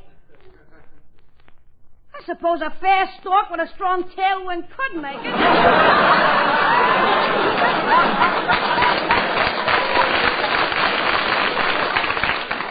Look, kid, Frankie ain't the father of this baby. Some woman left it with him this morning, and he can't remember who she is. Hey! This must be the Kramer baby.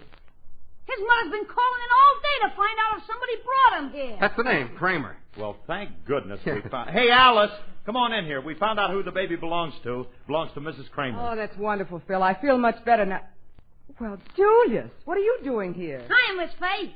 I come down once in a while to entertain the kids. Today I put on a comedy radio show for them. Oh, did the children like it? No, it was too childish for them. They said it was one of the dumbest turkeys they ever heard. Well, naturally. You don't know nothing about writing a radio program. If you were smart, you would have used one of my old radio scripts. That's the trouble, I did. Where'd you get one of my scripts? I called your house and your girls brought it over. I played your part, Mr. Harris. Yeah? How'd you doing it? I gotta admit, I didn't get as many laughs as you did. That's because you're not a comic. If you did it the way I did it, you would have gotten howls. I know, but I didn't want to drop my pants. Were our girls in the play, Julius? Yeah, little Phyllis was in it. And you know, Mr. Harris, when it comes to acting, that kid of yours makes you look like a cigar store Indian. Are you kidding? Did you hear that, Frankie? Little Phyllis is a better actor than me. That figures. She's got more talent. Maybe she has more talent, but I have a certain lovable charm that she will never be able to touch. Oh, Phil, stop being such a ham. You should be happy that our girls have talent. After a while, they'll be able to take over and support you. After all, dear, I can't work forever. All right.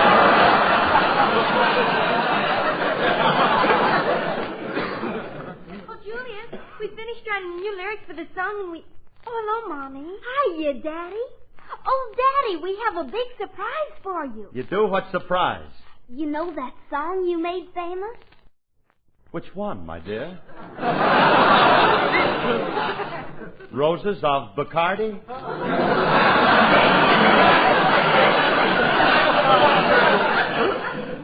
Or the glowworm? Or there's a girl in the heart of Dixie with a watch that belongs to me? That was the novelty, the last novelty. No, Daddy. We wrote new lyrics for the thing. New lyrics to the thing? It's doing all right the way it is. What are you trying to do, kid? Steal my underwear? What's the matter with you? But, Daddy, we have a good idea. We're trying to get toys for unfortunate children at Christmas. Toys for unfortunate children at Christmas? Well, hey, that sounds like a swell thought, kids, but where does the thing fit into it? Well, we want people to send, in the form of a toy, what they might think is the thing. Yes, we're going to call it The Thing for Kids. Oh, but, honey, according to the lyrics of the song, most people think the thing is something horrible. That's why we wrote new lyrics. Would you like to hear them, Daddy? Sure I would. Are you ready? I'll give you a downbeat. While we were walking down the street one happy Christmas day, we saw a funny-looking thing that someone threw away. We went right over to look at it, and much to our surprise, oh, we discovered a broken toy right before our eyes. Yes, they discovered a broken toy right before their eyes. We picked it up and ran right home to show it to our dad. He said he'd try to fix it up, and we were very glad. 'Cause then we'd take it and give it to some little girl and boy who might be happy on Christmas Day if they could have the toy. Yes, they would be happy on Christmas Day if they could have the toy. The moral of this story is, if you've got anything that you don't want or you can't use, or you might think the thing, don't throw it away, just send it in. That's our advice to you. 'Cause you'll be helping some children have a Merry Christmas too. Yes, you'll be helping some children have a Merry Christmas too.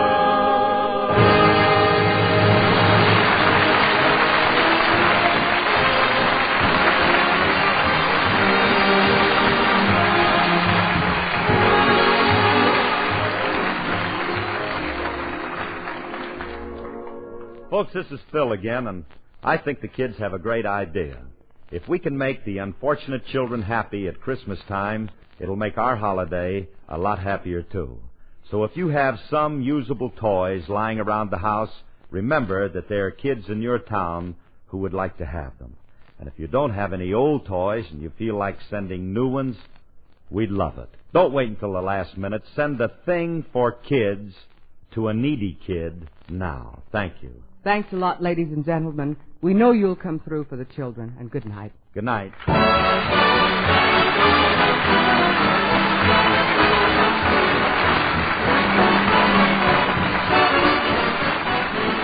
This program was produced and directed by Paul Phillips. Included in today's cast were Ollie O'Toole, Jody Gilbert, Mel Blanc, and Jack Crucian. The part of Frankie Remley was played by Elliot Lewis, and Julius was played by Walter Tetley.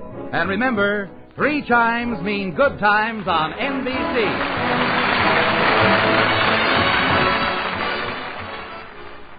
Now, Hedda Hopper, then Carousel with Cornell Wilde on NBC.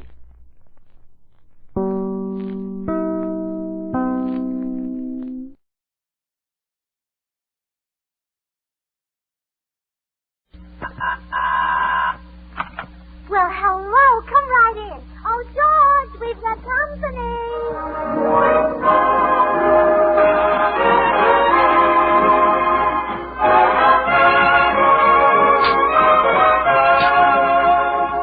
This is Bill Goodwin, speaking for Lever Brothers, makers of Swan, the new white floating soap that's pure as fine Castile.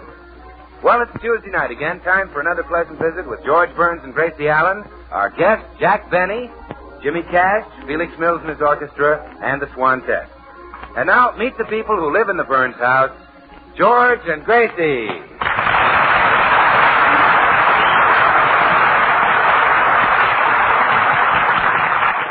Well, it's morning in the Burns home, and George is just coming downstairs to leave for the office. Good morning, dear. Good morning, darling. Look what the postman just brought you. A present from Pat O'Brien. Oh. I'll bet Pat is sorry he started that rumor about me being a juggler. Open the package, dear. All right. I met him yesterday, and I told him a few jokes. I guess that convinced him I was a comedian. What are you laughing about? What's in the package? A set of Indian clubs. Next time I get my hands on that Oh, Irishman, cheer believe up, me. George. Before long, everybody will know that you're not a juggler. They'll know you for what you really are. And, what is that? Well, a singer, of course. Oh, that. Oh, sure. I wrote to our sponsor and suggested that you sing on our program every week. That's the 12th time.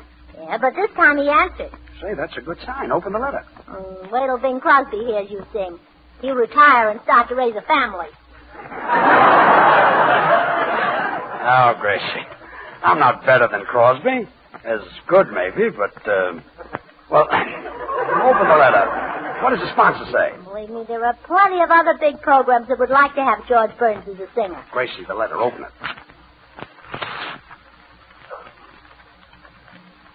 Well? George, what are some of the other big programs? Turn me down again, huh? Oh, never mind, dear. You're a great singer. Even Bill Goodwin said with a voice like yours, you ought to sing in our big Army show. Army show? Yes, it's in charge of some officer named Major Bowes. Well, forget it. I better get along to the office. Yeah, I'll ride down in the bus with you. I have an appointment at the beauty shop. Okay, let's go. No, wait. Before we leave, won't you sing something just for me? Oh, Gracie. Oh, please, dear. Just one little glorious burst of melody. Well, all right. Just a gigolo. Everywhere I go, people know the part I'm playing. Oh, God, you're wonderful. I won't be happy until your voice leaves the whole world the way it leaves me, weak and limp. Thanks. Oh, come on. I'm due at the beauty shop in 5 minutes.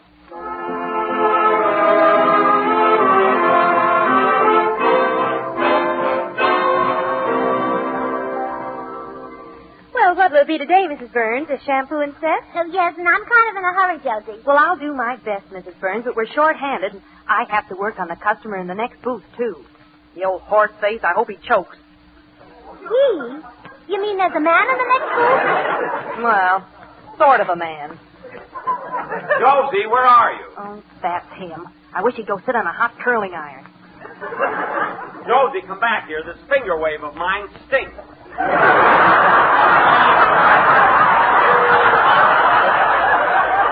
No, that voice is awfully familiar. I wonder who... Josie, do you hear me? This finger wave stinks. All right. Leave your hair on the table, and I'll do it over again.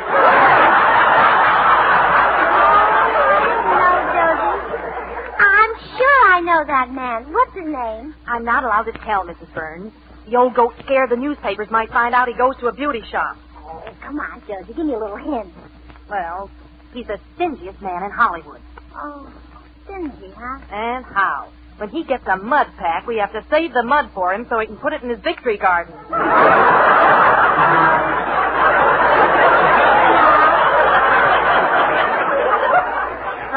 I can't get it from that. Give me another hint. Well, let's see.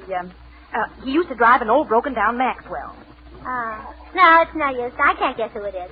You're not missing anything. He's tried to date every girl in town, and nobody will go out with him. Oh, hello, Jack. How's Mary? Gracie, is that you? Well, yeah, come on into my booth, Jack. Oh, sure.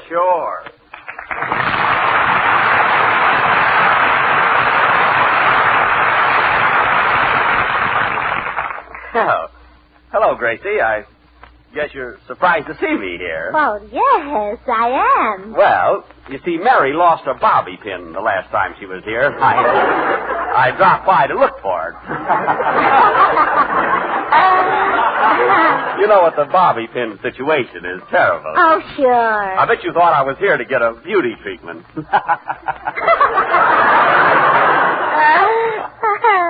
Gracie, you sound like you don't believe me. Maybe that's because I don't. Well, if I'm lying, may something terrible happen to Phil Harris.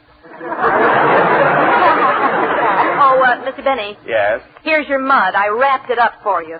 Oh, well. Phil always played too loud anyway. Well, Jack Benny in a beauty shop. Wait till the girls hear this. Now, Gracie, look, listen, you must Oh, promise girls, me. I brought your Swan soap. Oh, hello, Gracie. Oh, hello, Bill. Why, Jack Benny, what are you doing here? Well, I'll tell you, Bill. He's... Well, Bill Goodwin in a beauty shop. Wait till the girls hear this, huh, Gracie?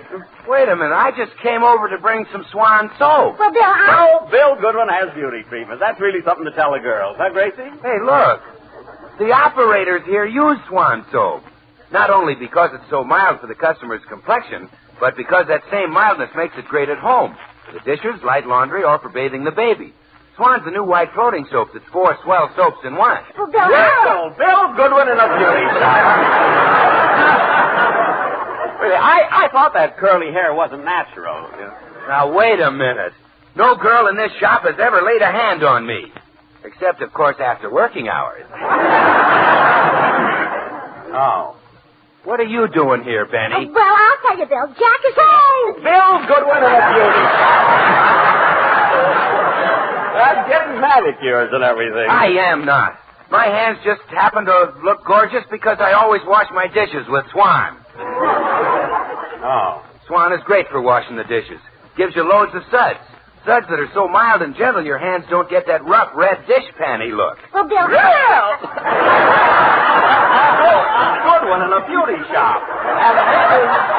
And to have his eyebrows plucked. That's something, isn't it? Now, look, Jack. I told you, I just came here to deliver some Swan soap. Swan's a great wartime buy. What I want to know is, what's Jack Benny doing here? Well, I'll tell you, Bill. Bill, oh, nuts. Goodbye.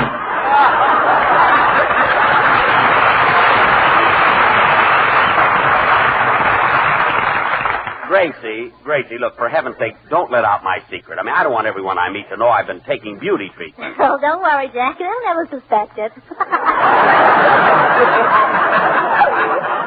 Well, anyway, don't you tell. You know, if the newspapers get hold of it, I'm cooked, and you know how the gang would kid me on my program. Oh, yeah, your program. Jack, you don't want this to get in the papers, huh? No, I'll do anything to keep it out, Gracie. Anything. Oh, good. Starting Sunday, Jack, George will sing on your program.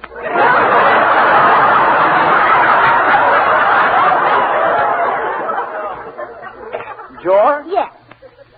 Sing? Uh-huh. Gracie, I've heard prettier noises come out of Carmen Lombardo. I see.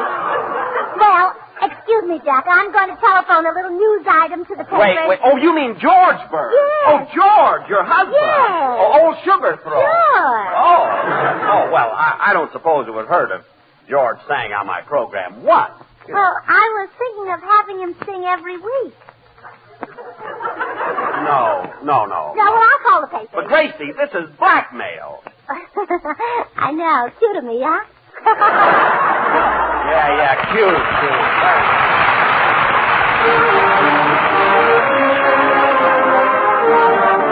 The Swan Quintet joins our popular tenor Jimmy Cash in an enchanting ballad from the top musical show of the year, Oklahoma. Oh, what a beautiful morning. Oh, what a beautiful day. I got a beautiful feeling. Everything's going my way.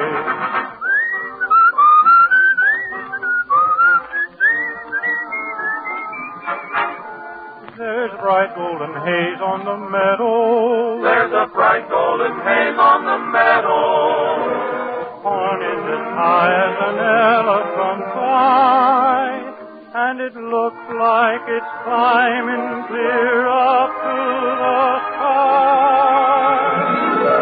Oh, what a beautiful morning.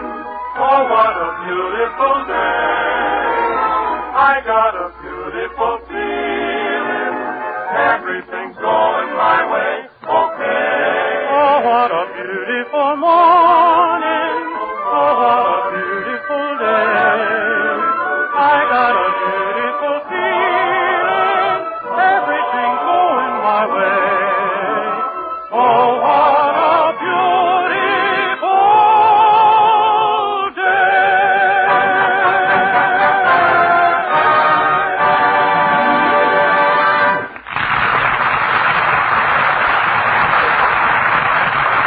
Well, we're back at the Burns home now. Jack Benny is pleading with Gracie to change her mind as they wait for George to come home from the office. But why does it have to be my program, Gracie? I mean, why don't you have George sing on Eddie Cantor's program? Well, because I didn't catch Eddie Cantor in a beauty shop with his toupee and curlers. Hey, there must be some other show he can go on. Maybe Gabriel Heater needs a singer. Or Mr. Anthony. I mean, why don't you let George be his problem? Oh, you amaze me. How can Jack Benny, who has the greatest talent in the world, fail to recognize George's talent? Oh, do you really think I have the greatest talent in the world? Well, certainly. Rochester, Dennis Day, Mary Livingston. Oh, I see. And now I've got a big thrill for you. I have your program for next Sunday night all planned. You have? Yes. It'll be the new and entertaining Jack Benny program featuring George Burns, California's answer to Frank Sinatra. I can't do it, Gracie. I mean, I can't allow George to sing. Well, shall I call the papers and tell them about the beauty shop? He sings. Now, listen to the way I have the program all worked out. You're the star, so of course you come out first. Thank you. Your line is, hello, and then George comes out for his opening number. I just say hello. Well, we could make it hello, everybody. No, I don't want to hog the whole show.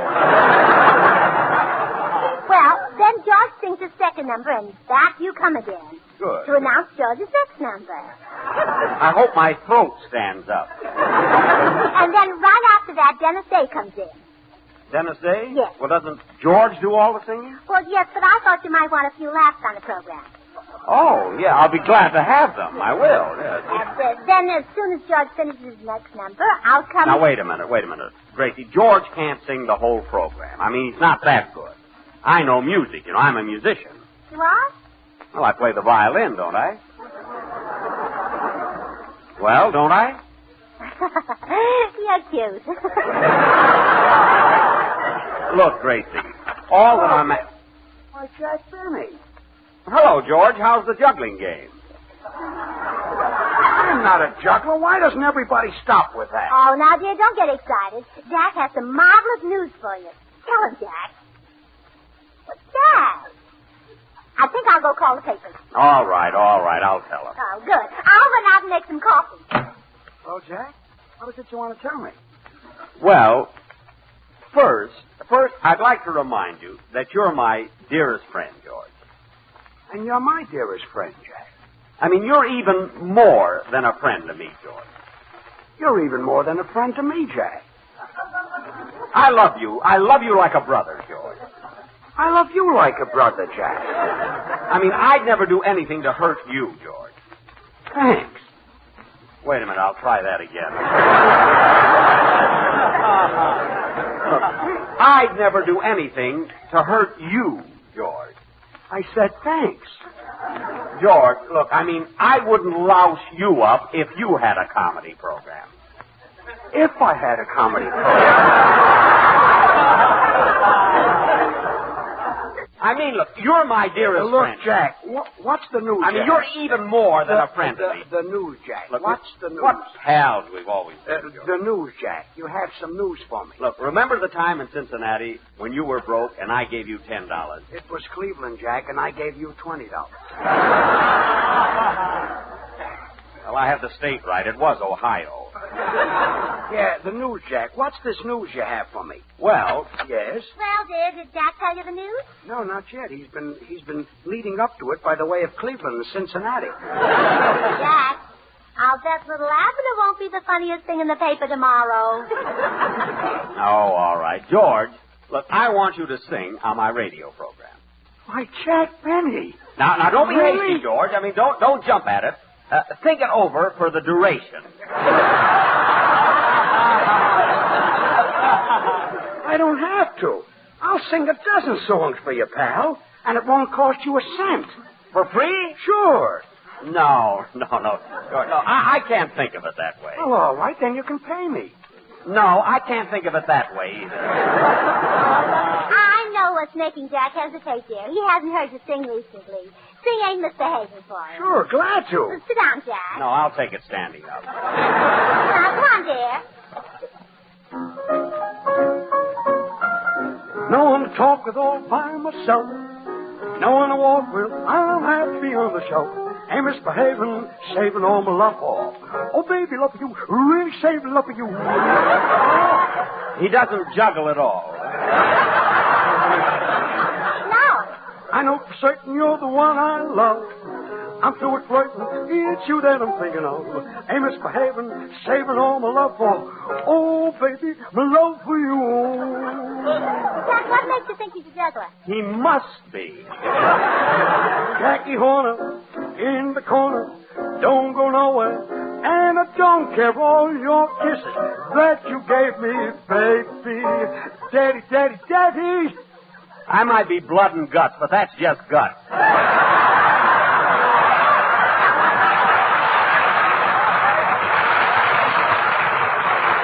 I don't stay out late and I don't care to go. I'm home about 8, me and my radio. Ain't misbehaving, saving all my love for you. Well, Jack? Gracie, call the newspaper.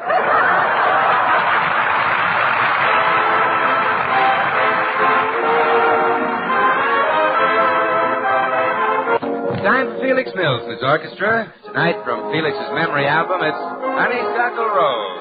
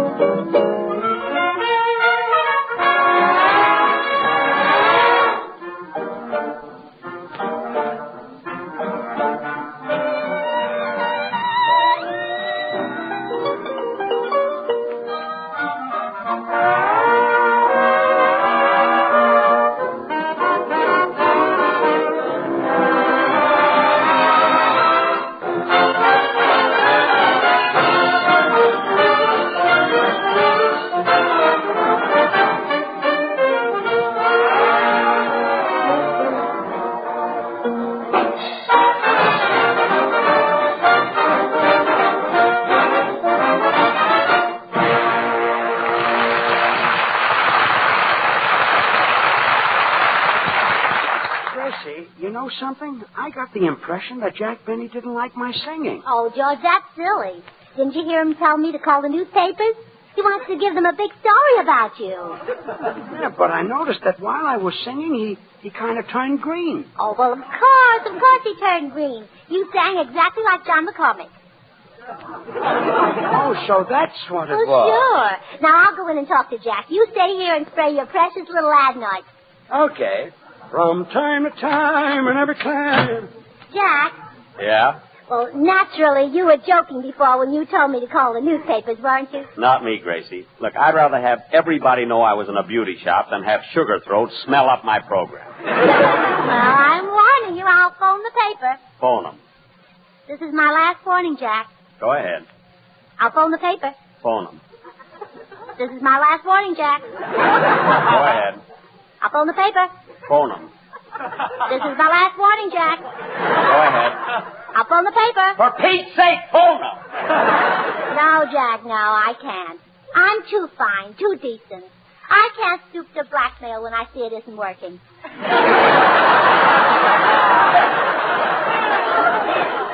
Now, please don't think I'm a heel, Gracie. I'm kind of animals. I'm fond of children, but I just don't like George's voice. Oh, you're fond of children, huh? I love them. Oh, poor little Junior. Poor little who? Junior. He'd be so proud if he knew that his daddy had sung on the Jack Benny program. Gracie, you mean... Yes. George and I are parents now. He's the father and I'm the mother. Gee whiz, I can't believe it. When did it happen? Well, I don't remember exactly. We were so excited at the time. Well, I'll be darned. Good old George has a baby. It hardly seems possible. Yes. I was amazed when George told me. I just can't get over it, Gracie. I'm so happy for you. So happy for George. Who does the kid look like? Like me. I'm so happy for the kid. Say, could I see him? I'm crazy about kids. Really, Jack? Oh, sure. I mean, many's the time I bought a bag of candy and blew up the bag to amuse a kid. Imagine good old George, your father. Well, you can do something awfully nice for Junior. Let his father sing on your program. Gracie, I'm mad about children. Now, but that... please, Jack. The baby adores you. When you're on the air, he lies in his crib gurgling with his little foot in his mouth. When Fred Allen's on, he puts his foot in his ear. Gee, what a smart little rascal. I know you'll do it for Junior. I can look in your sensitive blue eyes and tell that you won't disappoint him. They are blue, aren't they? Mm-hmm. All right, George can sing one song just for the baby. Well, let him sing 2 songs. We're expecting another one. Really? Yes. Good old George. Did I hear somebody call me? No, we were talking about you. Gracie told me everything. Congratulations, George. You mean I can sing a song on your program? Yes, sir. You deserve it. Gracie tells me there's going to be another one. Well, 2 would be fine if it's all right with you.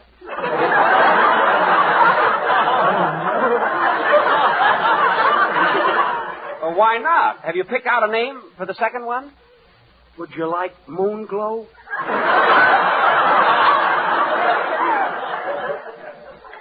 Moonglow Burns.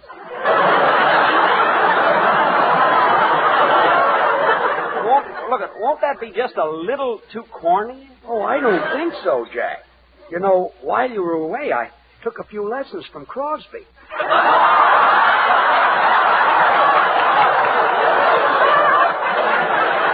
You did? Yeah. Now, George, I know Jack's in a hurry. Yes, I'll be going. But, George, first, can I see the nursery? Well, Jack. The nursery? Hiya, folks. What goes on? Oh, Bill, am I glad to see you. Bill, I just heard the news. Now, why didn't you tell me that George and Gracie had a... Yes, Bill. Oh, why didn't you tell Jack what George and I had?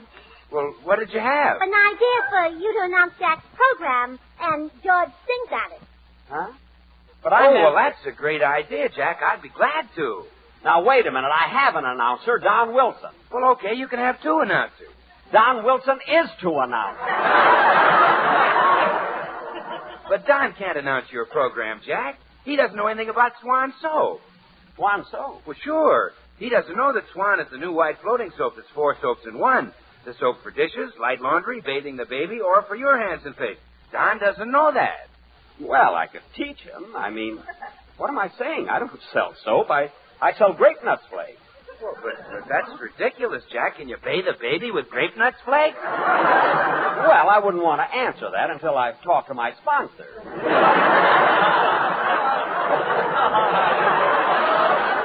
Well, They're very resourceful, you know. Well, They may be working on that right now. Well, I can tell you the doctors recommend Swan for bathing the baby. Swan is so mild it's kind even to a little baby's tender skin. Pure as fine Castile, too, so you know it must be great for your complexion. Gee, bathing a baby. Do you ever bathe that little darling of yours, George? Don't be silly. We take showers.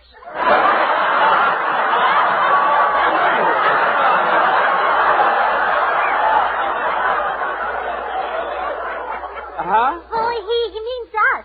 But the Swan is great for bathing the baby. Oh, yes, and Gracie breaks it in 2 so she can... Breaks it in 2? Well, sure, Jack. Swan breaks in 2 so you can use half in the kitchen for your dishes and light laundry and half in the bathroom for the baby or for your tub or shower. Oh, well, look, Bill, don't bother to tell me about Swan soap because I'm just using George on my program, not you. You see, I'm only doing it for Junior. Well, yes, George. That's what Jack calls you because you're so much younger than Jack. No, look, I mean the baby. The baby? Well, yes, that's what he calls me because I'm so much younger than you. No, Gracie, look, I'm talking about your child. Child? Well, goodbye, Jack. See you at rehearsal Sunday. Wait a minute. Gracie, what does he mean, our child? Oh, dear. I knew there was something I forgot to tell you. We haven't got a child. You. Well, so that's it, Gracie. Just to get George on my program, you invented a baby. Oh, no, I can't take credit for that. They were invented years ago. Don't try to get out of it. I don't want to sing on the radio if I have to get on by tricks. Now apologize to Jack. I'm sorry, Jack. And don't ever do a thing like that again. I won't, dear. Ever, understand? Yes, dear. Come on, Jack. I'll walk you down to the corner. My goodness, George, what you go through with us.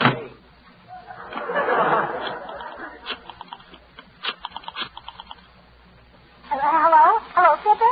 This is Gracie. Would you and Molly let George sing your program next week? Yeah, I know you've got a singer, but I thought you might do it for Junior. Yes, you see, he's just had a baby. He's so fun.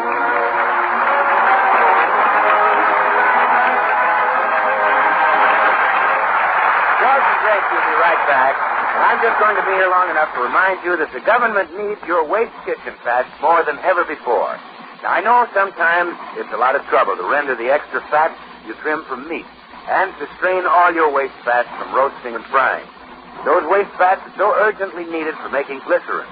That glycerin is so necessary for making ammunition that I know you won't mind doing whatever you can. So don't forget, huh? Turn those waste fats into your butcher and keep turning them in. Well, here they are again, those ever-loving Burnses, George and Gracie. George, I've got some wonderful news. Philip McGee wants you to sing on his program. Really? Yes. And when he comes over to close the deal, would you sort of fold this napkin into a triangle? What? Well, for some silly reason, he thinks we have a baby. Again? Good night, Good night.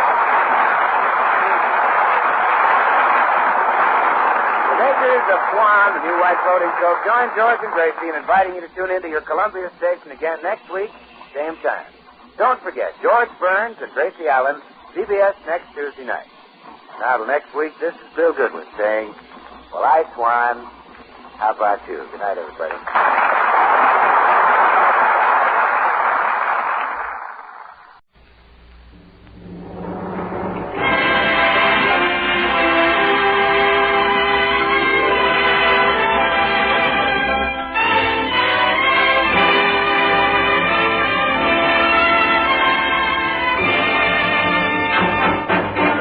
Gentlemen, Dennis Day.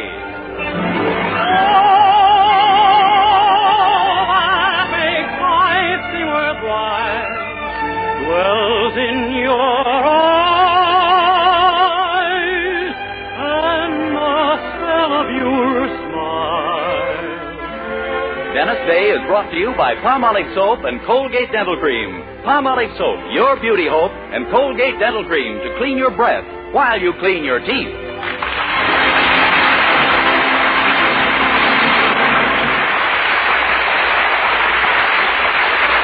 The Dennis Day Show with Barbara Eiler, B. Benaderet, Dink Trout, George Dooning in the orchestra, and yours truly, Vern Smith, is written by Frank Galen and stars our popular young singer in A Day in the Life of Dennis Day. Here's Dennis to sing Love Somebody. Love somebody, yes I do. Love somebody, yes I do. Love somebody, yes I do. Love somebody, but I won't say who. I get feeling warm and gay when she sends her smile my way. I would marry her today, but who she is I will not say. I love somebody, yes I do. Love somebody, yes I do. Love somebody, yes I do. Love somebody, but I won't say who. Don't know why she acts so shy. Really, I'm a harmless guy. Hope she doesn't pass me by. If she did, I'd die. I know I'd die. I love somebody. Yes, I do. Love somebody. Yes, I do. Love somebody. Yes, I do. Love somebody, but I won't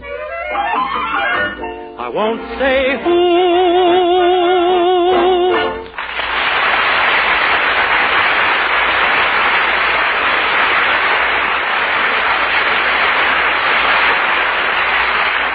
And now, here is a very important announcement.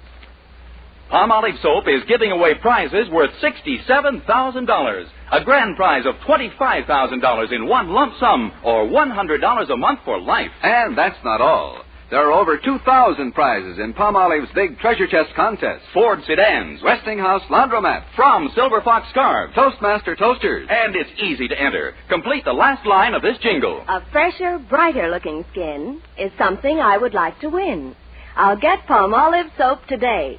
Da-da-da-da-da-da-da-da. Write your last line on a plain sheet of paper or get an official entry blank from your dealer giving complete rules. Include your own and dealer's name and address and mail with the big word Palmolive from the front of the wrapper of one regular and one bath-size cake of Palmolive soap to Box 92, New York 8, New York. Now, here's the jingle once more. A fresher, brighter-looking skin is something I would like to win. I'll get Palmolive soap today. Da-da-da-da-da-da-da-da. Mail your entry to Palmolive, Box 92, New York 8, New York. Get Palmolive soap for a lovelier complexion. Remember, doctors prove Palmolive's beauty results.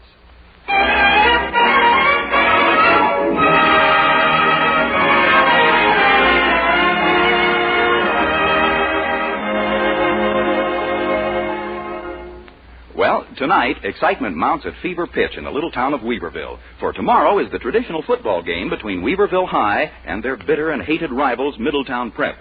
Needless to say, every loyal Weaverville alumnus is praying for his team to win. For when one spends 4 years at a school, one becomes enormously attached to it. And our young hero Dennis Day's feelings go even deeper than that, having been there for 7 years. We find him now in the living room of the Anderson boarding house, where he's been telling his girlfriend Mildred of his past days of glory on the gridiron. Of course, I don't say I was the best water boy we ever had, Mildred. Oh, no? No. As a matter of fact, they fired me after the first day. I guess it was because I took so long to bring them the water. You couldn't run fast enough? Oh, it wasn't that. I used to take it out a cup at a time. The regular bucket was too heavy for me. Well, maybe you weren't so strong, but I'll bet you were awfully cute when you were in high school. Oh, sure, naturally.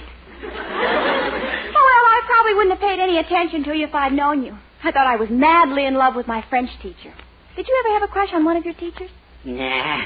Well, that's funny. I thought every kid got a crush on one of his teachers at school. Oh, not me. I was too mature. Besides, all my teachers were men.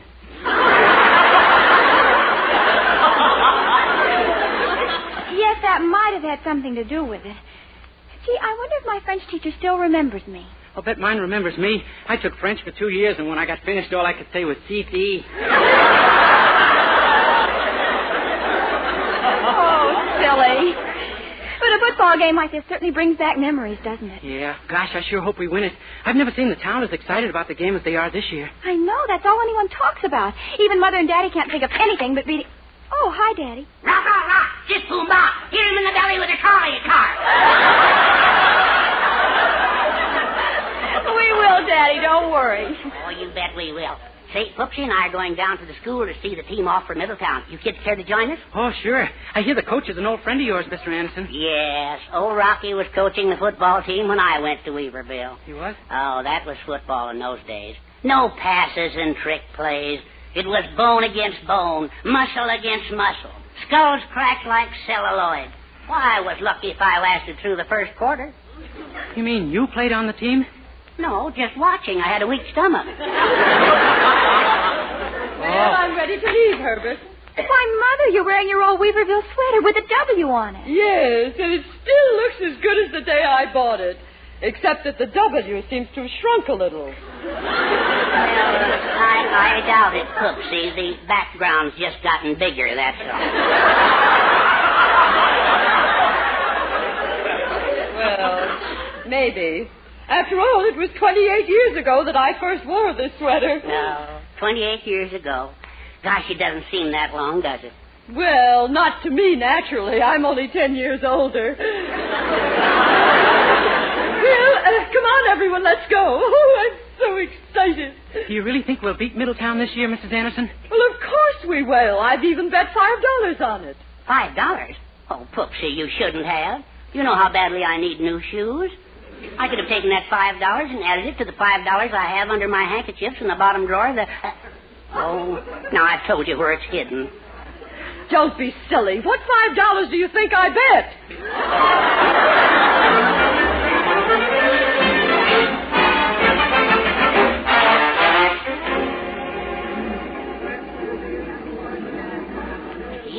Quite a crowd down to see the boys off, huh, Dennis?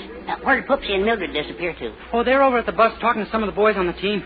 Gosh, those football players sure are big guys, aren't they, though? Yes. I'm certainly glad I'm not that vulgar, muscular type of man. Yeah, me too. I like my bones where I can see them. Now just look at the fuss Mildred and Poopsie are making over them. Impressed by a few biceps. Yeah, women are such primitive creatures. Certainly. What good are muscles, anyway? All they do is put a strain on your skin. Muscles, blah. And also fat. And likewise poo. Darn right. And I'd say the same thing if I had some. Oh, there's the coat. Hey, Rocky. Gosh, Mr. Anderson, I wonder why he's looking so sad. Hello, Herbie. Hi, Rocky. You remember this young fella, don't you? Huh? I used to be the water boy. Yeah, well, we've had so many water boys, you know. Oh, I was the one you said carried less water in his bucket than on his brain. Oh, Dennis Day! Glad to see you again, Day. Say, is anything wrong, Rocky? You seem kind of upset. Upset? I'm half crazy. Didn't you hear what happened? I just found out 10 minutes ago that a spy from Middletown sneaked into our secret practice and stole every one of our plays. What? Yes, they've got all our plays, and it's now too late to line up any new ones. We'll be slaughtered. Oh, my gosh, the rats. You said it. Of all the dirty, low-down, sneaking, unethical tricks to pull. But where were you at the time, Rocky? In Middletown on a roof across from their field with my telescope. Did you spot any of their plays? Not one. They chased me away the minute they saw me. Oh, dear. Oh, there you are, Herbert. I've been... Why, what's the conference? A Middletown spy stole all our plays, Mrs. Anderson. We're sunk. What? It's true, fairy flower. But they can't do this to us. Do you realize what's at stake? The glory and honor and pride of Weaverville High and my $5. Action, that's what we need. We'll send a spy up to Middletown to steal their plays. Oh, if they caught him, they'd murder him and skin him alive. I couldn't order anyone to go on a mission like that. I've got 2 volunteers for you, Herbert and Dennis. Huh? But, Poopsie, you just heard how dangerous it'd be. You might lose me. Herbert, Weaverville High gave you to me. Weaverville High has the right to take you away. Well, it is our only chance. Now, look, they'll have a secret practice session before the game. All we got to do is figure a way to get you 2 guys in. I have it. They can pose as doctors. Doctors? It's perfect. Tell them you're there from the Board of Health to check on the players. I'll go home right now and clean out the medicine chest and throw it all into a little black bag. I'll meet you back here in 10 minutes. Well, I guess it's for Weaverville, Rocky. If they get me, see that I'm buried back of the chemistry lab, will you, old man? That's where I spent my happiest hours in school. You're a brave man, Herbie. How about you, Dennis? Any last requests? Yeah, bury me in the principal's office. Many's the time I wished I were dead there.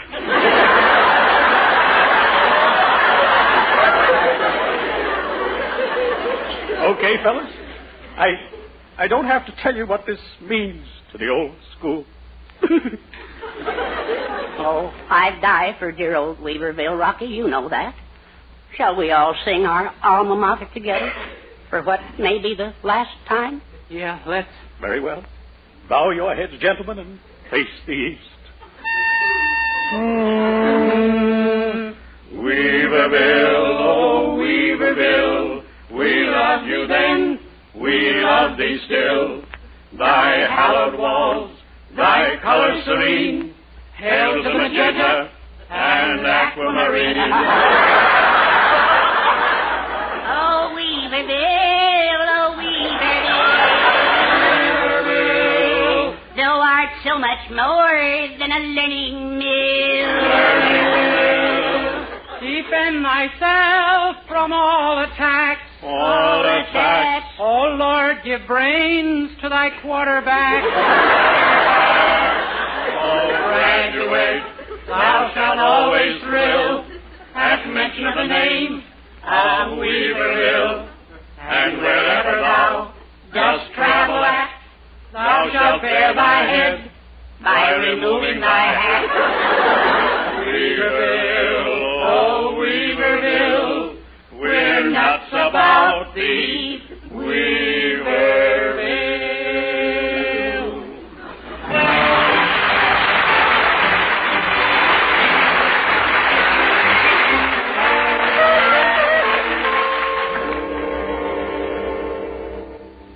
Gee, I sure hope this works, Mr. Anderson. Oh, me too. If we can only make these Middletown coaches think that we're really doctors. Well, in case he wants proof, I brought along a pack of camels. Well, I hope it's enough. Look, there he is coming towards us. On your toes now, Dennis. Sorry, gents, but this is a secret practice. Can't allow anybody on the field, do you? Just a second, my good man. We happen to be from the Board of Health. I'm Dr. Cronkite, and this is my colleague, Dr. Weltschmerz. From the Board of Health? Yes, we're investigating football. A very unsanitary game from what we hear. Most unsanitary. Unsanitary? That's ridiculous. You can't argue with facts, Coach. A recent survey of the Harvard football team of 1839 showed that every one of those players are dead at the present time. Every one. Well, of course they're dead. And not only that, but at the end, they all showed exactly the same symptoms. Yes, extreme old age. Oh, now look here. Now, I'm sure that you'll agree there must be something basically wrong with a sport that takes fine young boys and turns them into old men within 70 years. Yes, this threat to public health cannot go unchallenged. We've got to find out what makes this game so unsanitary.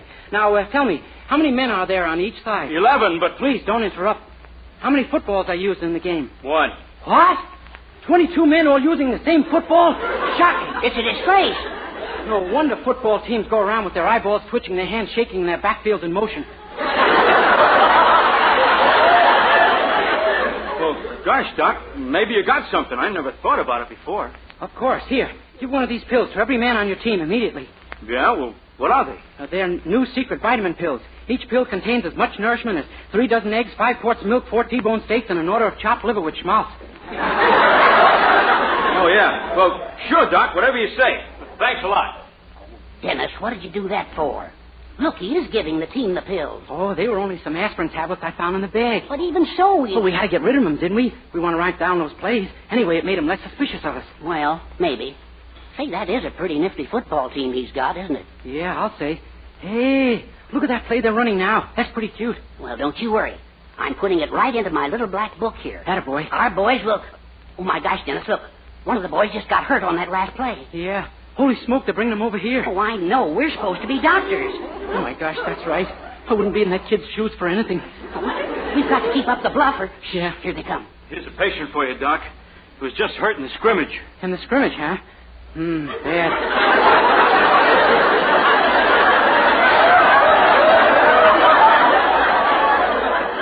Bad. That's right near the liver. It's nothing, Doc. I'm just a little shaken up. Oh, don't be too sure of that, my boy. We better play it safe and take a post-mortem. A post-mortem? I think maybe the first thing to do is feel his pulse, Doctor. All right, Doctor. We'll work it out together. You find it and I'll feel it.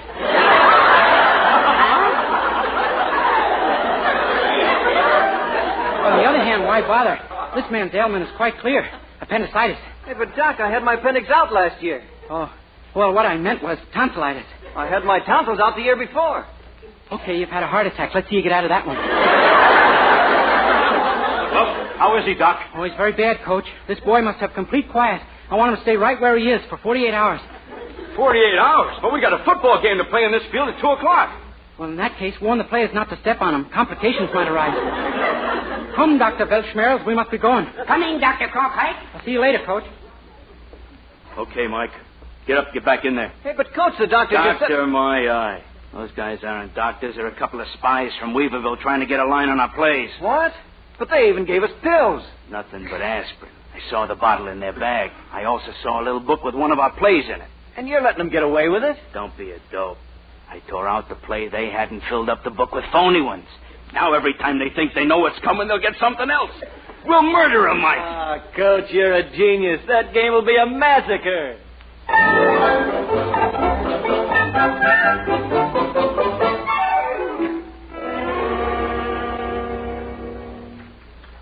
Yes, operator. Weaverville 227. Oh, thank you. Hello, Poopsie. This is your lover boy, the Matahari of Weaverville. Sure, we just delivered a whole notebook full of their plays to Rocky. Yeah, I think your $5 is safe, dear. Tell her to bet some more. Pack the furniture, everything. It's in the bag. Bet all you can get down, Poopsie. It's a cinch. Yeah. No, we're not staying for the game. Someone might get wise to us. And we'll be home on the next bus. Huh? Well, you're my big booful baby doll, Smokey Wookie, too.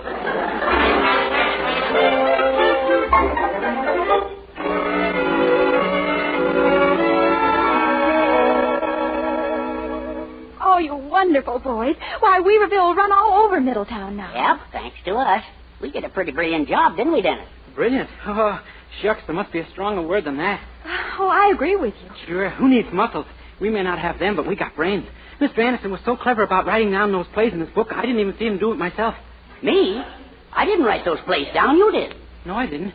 But you must have. Well, I ought to know. I never left my side for an instant. Well, but if you didn't write them, and I didn't write them, who did? Well, let's face the facts. There were only 3 of us anywhere near the bag. You, me, and the Middletown coach. Now, if it wasn't you and it wasn't me, it was... Oi, what a disgusting face on this fact. Yes. Dennis, do you know what this means? Uh-huh. No muscles, no brains, nothing. Will someone please tell me what this is all about? We've been tricked, Mildred. That coach must have gotten wise and written the plays in our book himself while we were working on an injured player. Meanwhile, Weaverville would get the worst beating in its history. Oh, I feel faint. Take my hand and lead me to the sofa. We'll have a pretty long walk. That was one of the things Mother hopped to bet on the game. Oh, my gosh. Well, something's got to be done. She'll be down any minute to listen to the football scores on the radio. Oh, my soul and former body. Well, my 2 brave, wonderful heroes. Hello, Poopsie. Well, what are we waiting for? Jack Collins is on right now with his sports broadcast. Let's turn him on and get the good news. Oh, we can't hear him now. We got to tune in the Green Hornet. Oh, yeah, we just must have to hear that. Yeah. The Green Hornet? Why this sudden interest in the Green Hornet? In the last episode, a stinger was caught in the door and he was turning blue.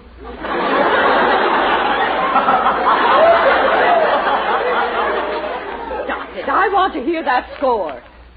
There. And here's another final score. Pomona Barber College, 27. North, Southeast, West, Virginia, 13. And here's a late one that just came in.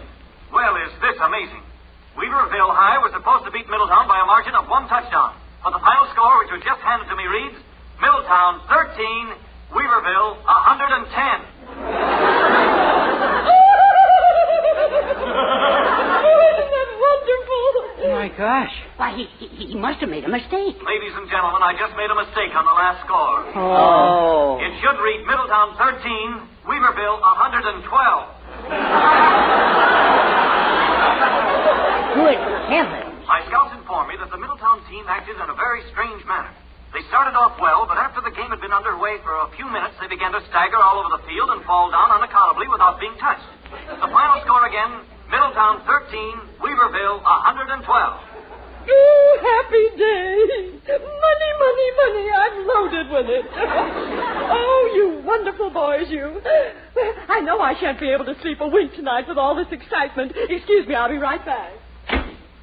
Dennis, I can't believe it. Me either. It must be a dream. If I thought I could stand the pain, I'd pinch myself. It's no dream, my boy. But what do you suppose happened to the Middletown team? We'll probably never know. I've forgotten my excitement. Where's the little black bag I gave you? It has all the medicine in it, and I want a sleeping pill to calm my nerves. Sleeping pill?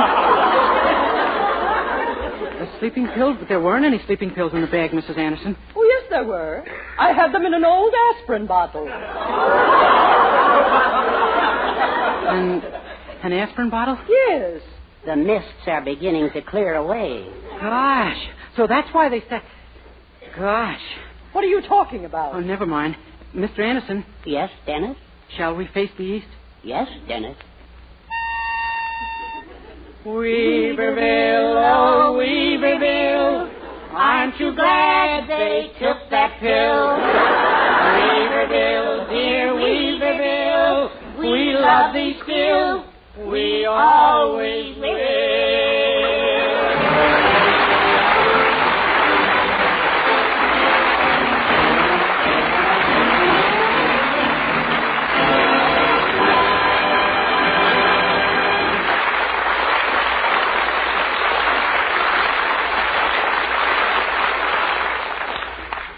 Colgate Dental Cream cleans your breath while it cleans your teeth. No other toothpaste does a better job of cleaning teeth than Colgate Dental Cream. For Colgate Dental Cream has a safe polishing agent that cleans your teeth both gently and thoroughly, brings out their natural sparkle and beauty. You can actually see and feel the difference. And scientific tests prove that Colgate Dental Cream cleans your breath while it cleans your teeth.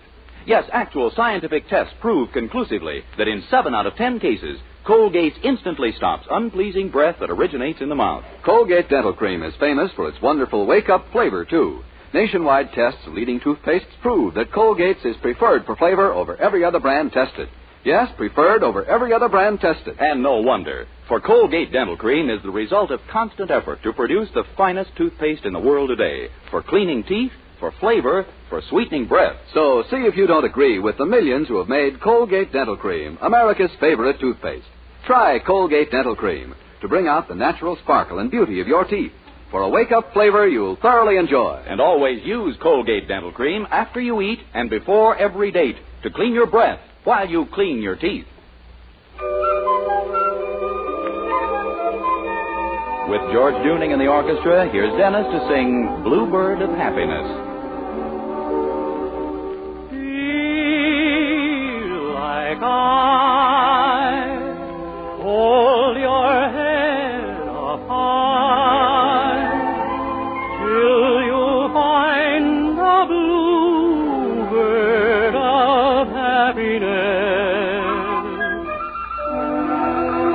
You will find greater peace of mind knowing there's the bluebird of happiness.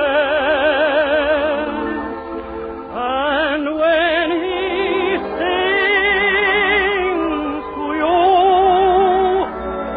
oh, you're deep in blue,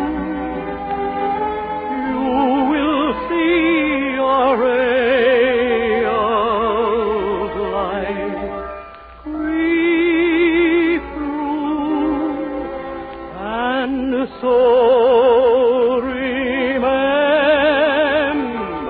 this: life is no abyss. Somewhere there's a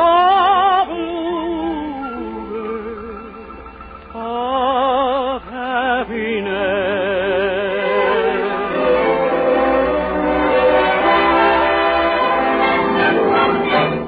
And when he sings to you,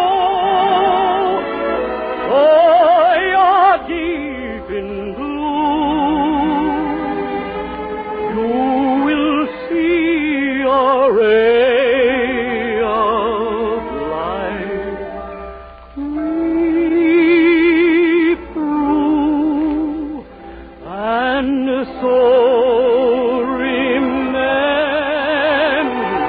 this: life is no abyss.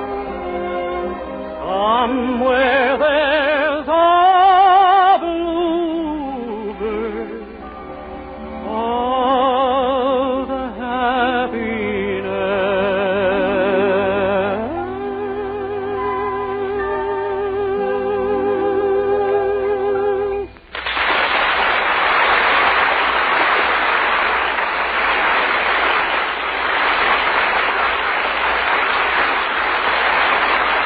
Good night, everybody.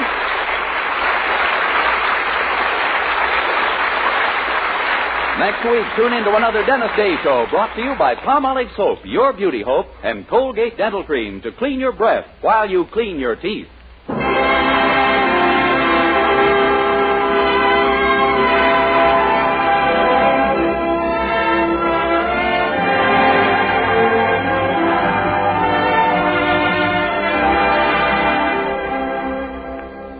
soft, gleaming, glamorous hair, try Luster Cream Shampoo. Not a soap, not a liquid, but a dainty new cream shampoo. In tubes or jars, whichever you prefer. Be a lovely Luster Cream girl. Dream girl, beautiful Luster Cream girl. You owe your crowning glory to a Luster Cream shampoo.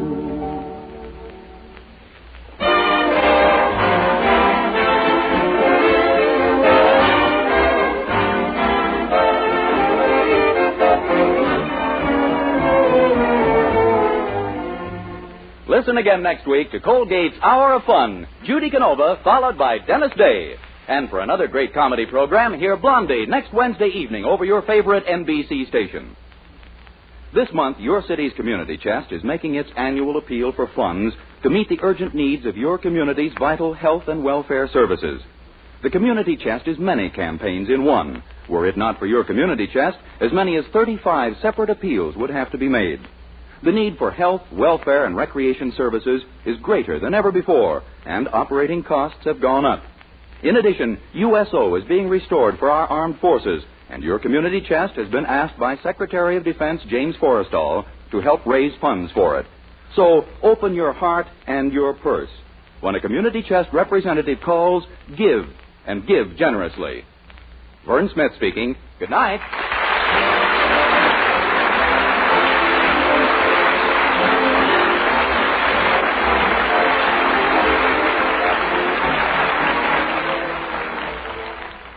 This is NBC, the National Broadcasting Company.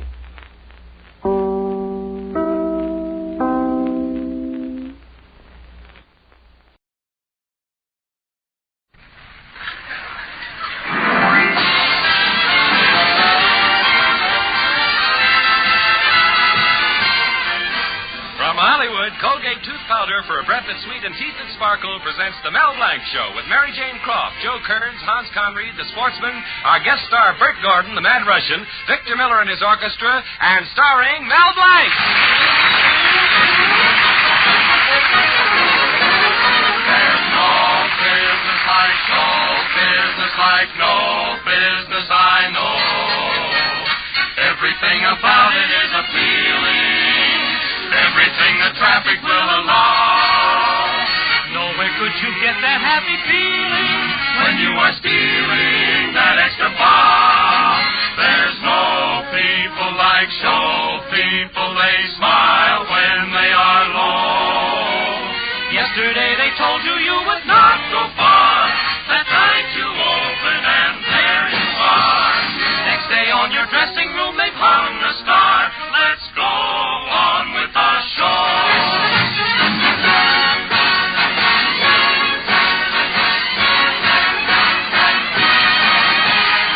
Even with a turkey that you know will fold, you may be stranded out in the cold. Still you wouldn't change it for a sack of gold. Let's go. Hello, Joe. What do you know? I just got back from a vaudeville show. Let's go on with the show.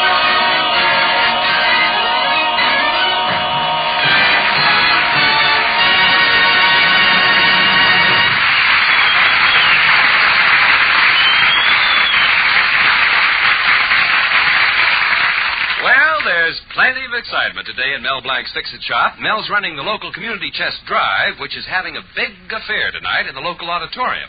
Right now, he's being interviewed by Willie Murdoch, a reporter for the town newspaper. Gee, Willie, it sure is nice of you to write a story about me. Well, that's all right, Mel. Now, let me take some notes. Tell me something about yourself, Mel. Oh, nothing ever happens to me. Led a very interesting life. Then what happened to you, Mel? Well, when I was 16, I went to work in a candy factory. I was in the chocolate-covered nougats department. I put in the nougs. You see, somebody poured the chocolate, I put in the nougs. Somebody poured the chocolate, I put in the nougs. Then I was promoted. Oh, yeah? Somebody else put in the nougs, and I poured the chocolate. Well, 1 year of that, and I developed a sweet tooth. Her name was Sadie, and I almost married her. You almost married her? Yes. Had narrow escape from disaster. And then became a big executive in an oil company. Hey, look, Willie, you're not taking down anything I say. Mel, if I put the story in your way, who would buy the paper? I would. You would. Mel, who else is helping you on the community chest affair? Well, there's my helper, Zuki. Zuki? Yeah, he's at Mr. Colby's house right now trying to round up some refreshment.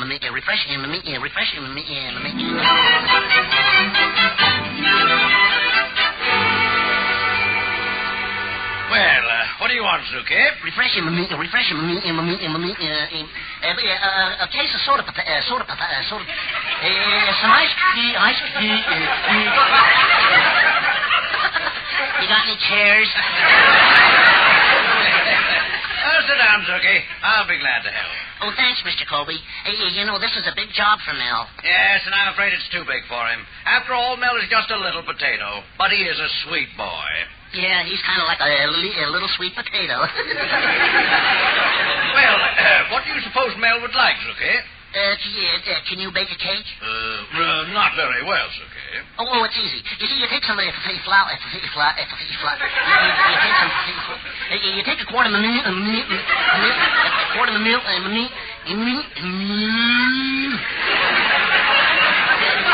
You take it to two eggs. You buy one in the bakery. How would you like it if I brought some assorted pies? I could go for that. Oh, wait, here comes my daughter Betty. I could go for that. I mean, I like pies. Hello, Zuki.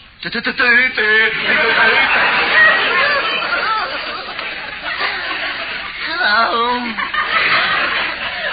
Well, you're all spruced up today, aren't you, Zuki? Oh, yeah. I'm going to look good tonight. Zuki, I never noticed it before, but you're handsome.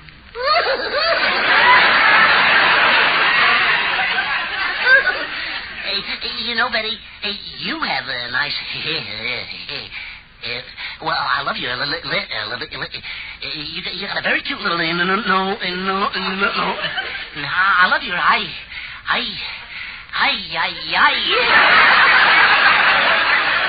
Oh, it's South America. Don't take it away. Betty, Mel sends Zuki over for some refreshments for the community chest affair tonight. Oh, gosh, Father, I have a whole box full of stuff I prepared. I meant to tell you about it. Oh, gee, Betty, you're sweet. No wonder Mel is so crazy about you. Is he really, Zuki? Oh, yeah. Mel is so crazy about you that when he goes to sleep, he doesn't count sheep jumping over the fence. He counts you. Zuki, you mean he counts me jumping over a fence? Yeah. Last night he was counting, and all of a sudden he ran out for some bandages. What was the matter? He said you tripped. Thanks for everything. Oh, wait till you see the entertainment tonight. Entertainment? Yeah. We got a special guest coming to help us out. But I mustn't tell you who.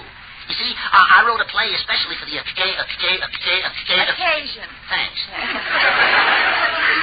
You wrote a play all by yourself? Yeah, that's right, Betty. Well, is it good? Good? Oh, it's sensational. It's colossal. Wait till you hear it.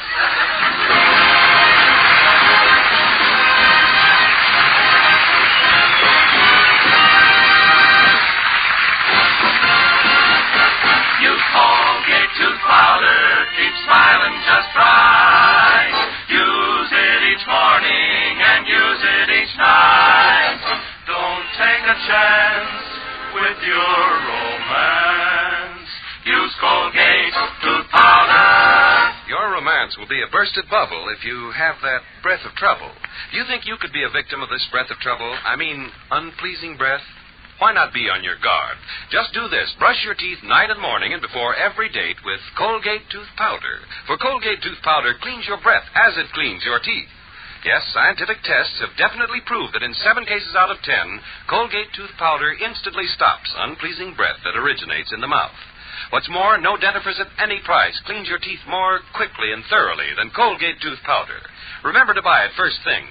And remember the name, Colgate Tooth Powder, with the accent on powder. Don't take a chance with your romance. Use Colgate tooth powder. Well, a full moon typhoon has brought a lovely evening to Mel Blanc's little town. Perfect weather for the community chest benefit, and everybody has turned out. Right now, Mel is milling through the crowd, greeting all his friends. Well, there he is now, talking to Mr. Cushing, the president of Mel's local lodge, the Ancient Order of Benevolent Zebras. Hello, Mel. Ugga, ugga, boo, ugga, boo, boo, ugga. Oh, greetings, mighty potentate. Ugga, ugga, boo, boo, ugga. It's a wonderful party, Mel. Wonderful. Oh, thank you. I want you to meet my wife. Ugga, ugga, boo, ugga.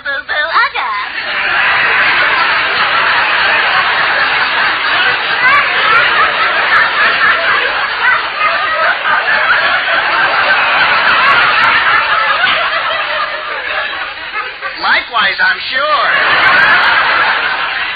Say, Mel, the refreshments are wonderful. Good. All except that chocolate layer cake. That's terrible. Oh, but Mr. Cushing... It's almost impossible nowadays to get cement, and a woman has to use it to fill a cake.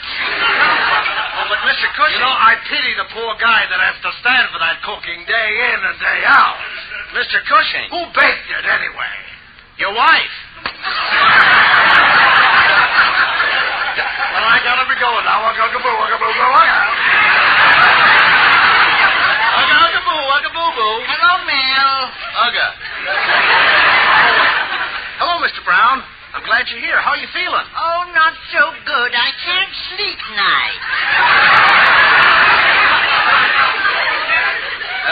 Drinking too much coffee? No, I can't sleep on account of milk. Well, gee, if you can't sleep on account of milk, why do you drink it? Oh, I don't drink it. I deliver it. Well, nice to see you, Mr. Brown. Excuse me now. I've got to start the entertainment. Oh, give me a fanfare, Victor.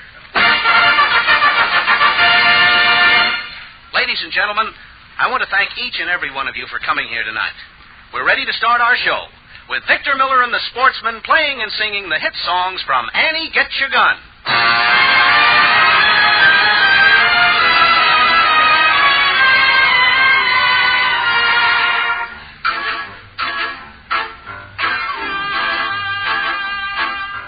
Folks are dumb where we come from. They ain't had any learning. Still they're happy as can be, doing what comes naturally.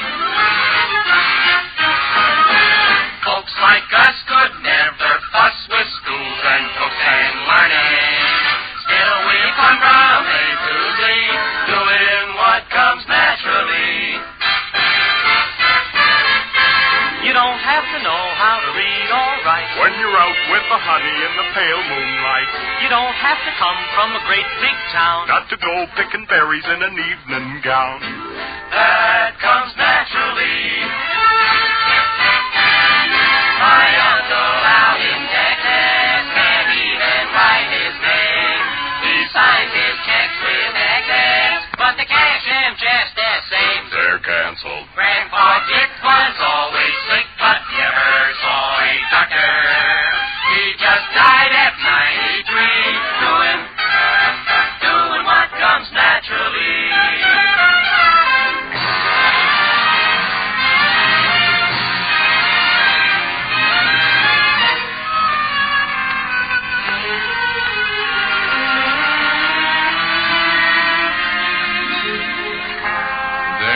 Say that falling in love is wonderful. It's wonderful. So they say. And with the moon up above, it's wonderful. It's wonderful. So they tell me. I can't recall who said it. I know I never read it. I only know they tell me that love is grand. The thing that's known as romance is wonderful, wonderful in every way. So they say.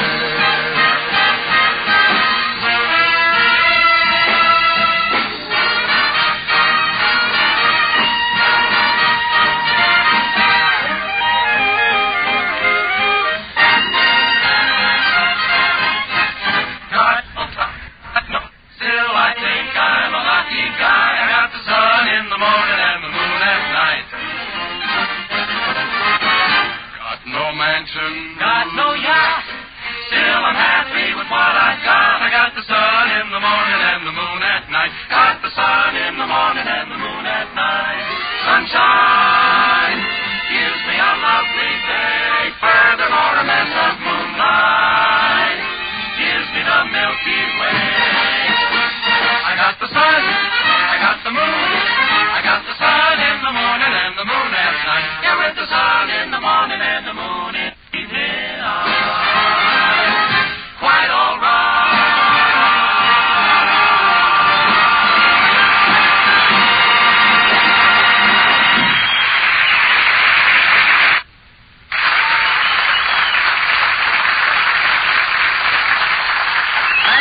Thank you very much, boys. Now, ladies and gentlemen, we have a surprise for you. My assistant, Zuki, has written a special playlet for this occasion. It is his own amusing interpretation of the discovery of America in 1492 by Columbus. In this playlet, I am Columbus, and we have a very special guest who came here just to help us out in the play. So, here we go. Take it away, Victor.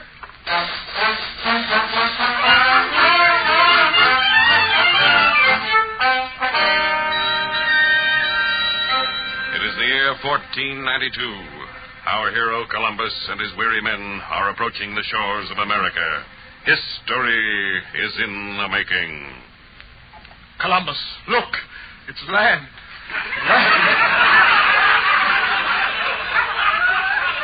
Still land.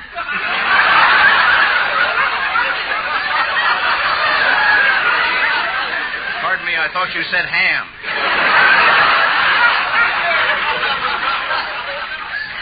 How much can you act? So it is, land. Stand fast, men. We are approaching the shore. Columbus, someone's coming over here. It looks like an Indian. Yes. My. He looks ferocious. I'd better advance first and sound him out. Greetings, noble warrior. How do you do?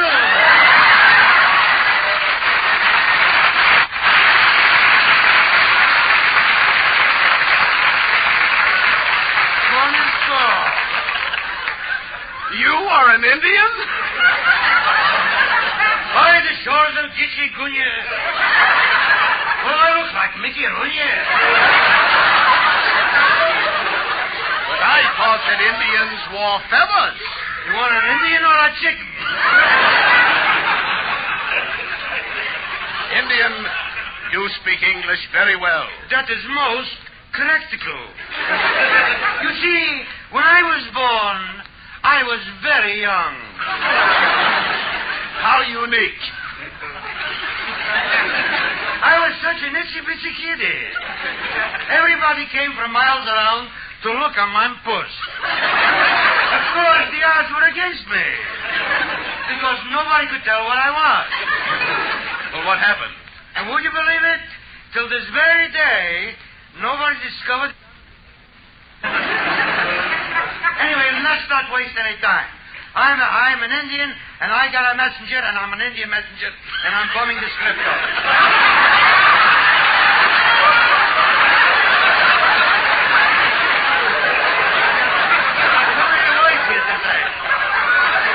I have a very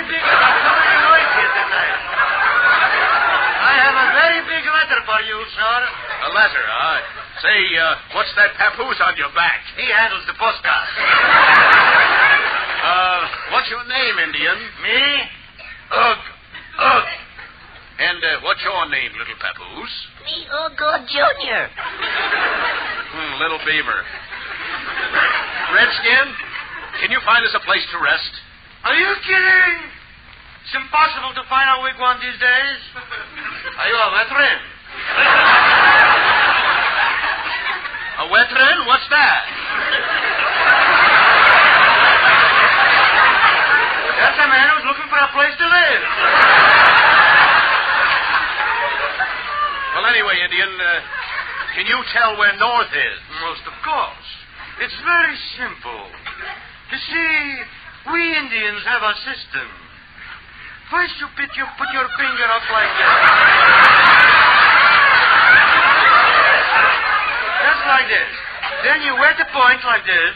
And as the wind is blowing from the east, you got to be careful you don't catch pneumonia. Because if you are catching pneumonia, you are going west, young man. And this means the north and the south will have nothing to do with you. Of course, this every Indian knows. You see what I mean? Oh, sure. Now explain it to me. Well, anyway, you brought me a letter. What does it say? White man must stop stealing Indians' land. Yours very truly, Iroquois Real Estate Company. Well, Indian, go back to your chief and tell him we are here to stay. Okay. But I warn you, if you are still here at 9 o'clock, we will make big war. Remember, the battle begins at 9 sharp. If I'm not back, go by yourself. Vespuccio. Yes, Columbus. I'm afraid this is going to throw a terrible fear into the men. They're all worried. Worried? Tell them not to lose their heads. That's what they're worried about. Hey, there, Bush. Hey, wait a minute, Indy. You're not due back here until 9 o'clock. I just came back to remind you we're on daylight saving time.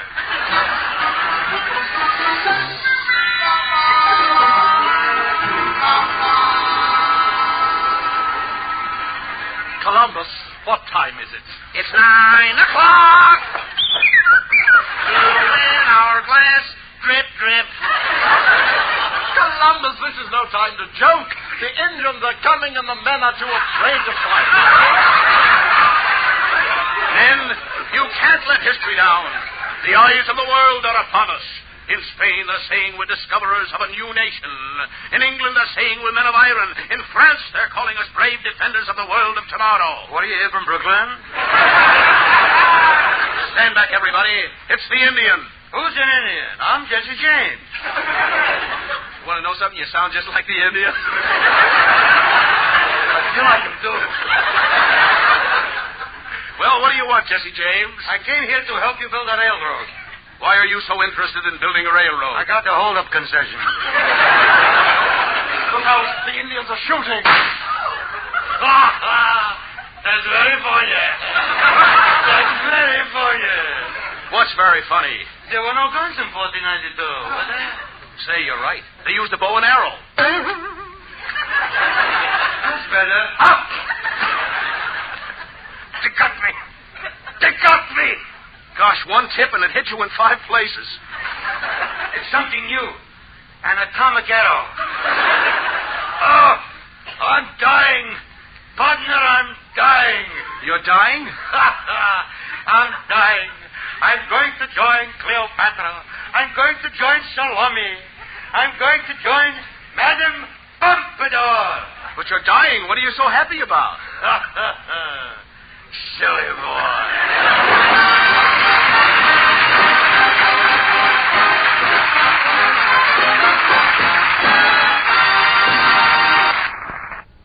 Mel, because of you, the community chest benefit tonight was a tremendous success. You were wonderful, darling.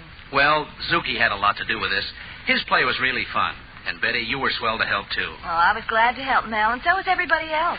Gosh, I'm awfully glad. It's wonderful when people help each other out. That's what the community chest is for. Remember, folks, don't give till it hurts. Give till you feel good. Good night, folks.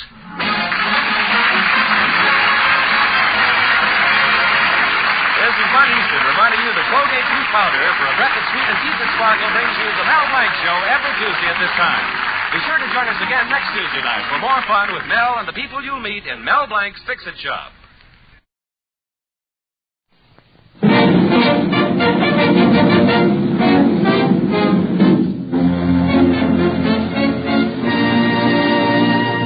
The makers of Linnet, the pathway to a soft, smooth skin, present for your entertainment Fred Allen and his associate members of the Linnet Bath Club Review. An announcement of unusual importance to every woman in the radio audience will be made later in this program. Be sure to listen for it. And now, on with the show. Rise and shine, stand up and take it high.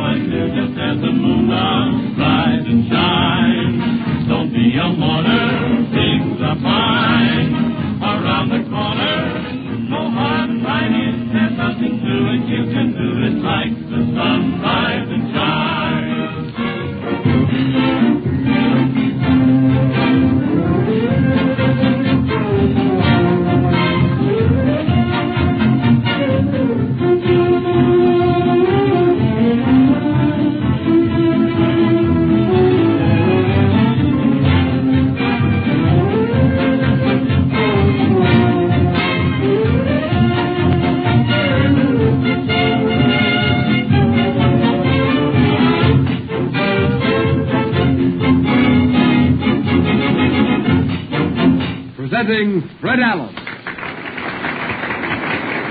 Thank you, ladies and gentlemen. Thank you.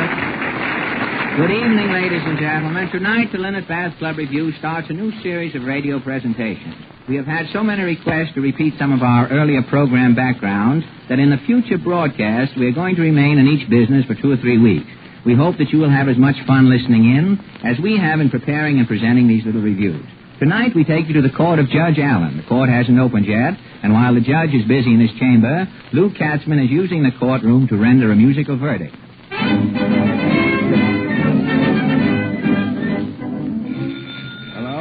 Hello? Judge Allen, just a minute. Hello? No, court isn't open yet. I'm in my chamber. Yes, I try cases over the phone, Mrs. Lummox. You want a divorce? First you caught your husband kissing the woman upstairs, then you caught him kissing the woman downstairs, then he kissed the cook, huh? No, don't divorce him yet. It may be your turn next. The reporters are here, Your Honor. Send them in.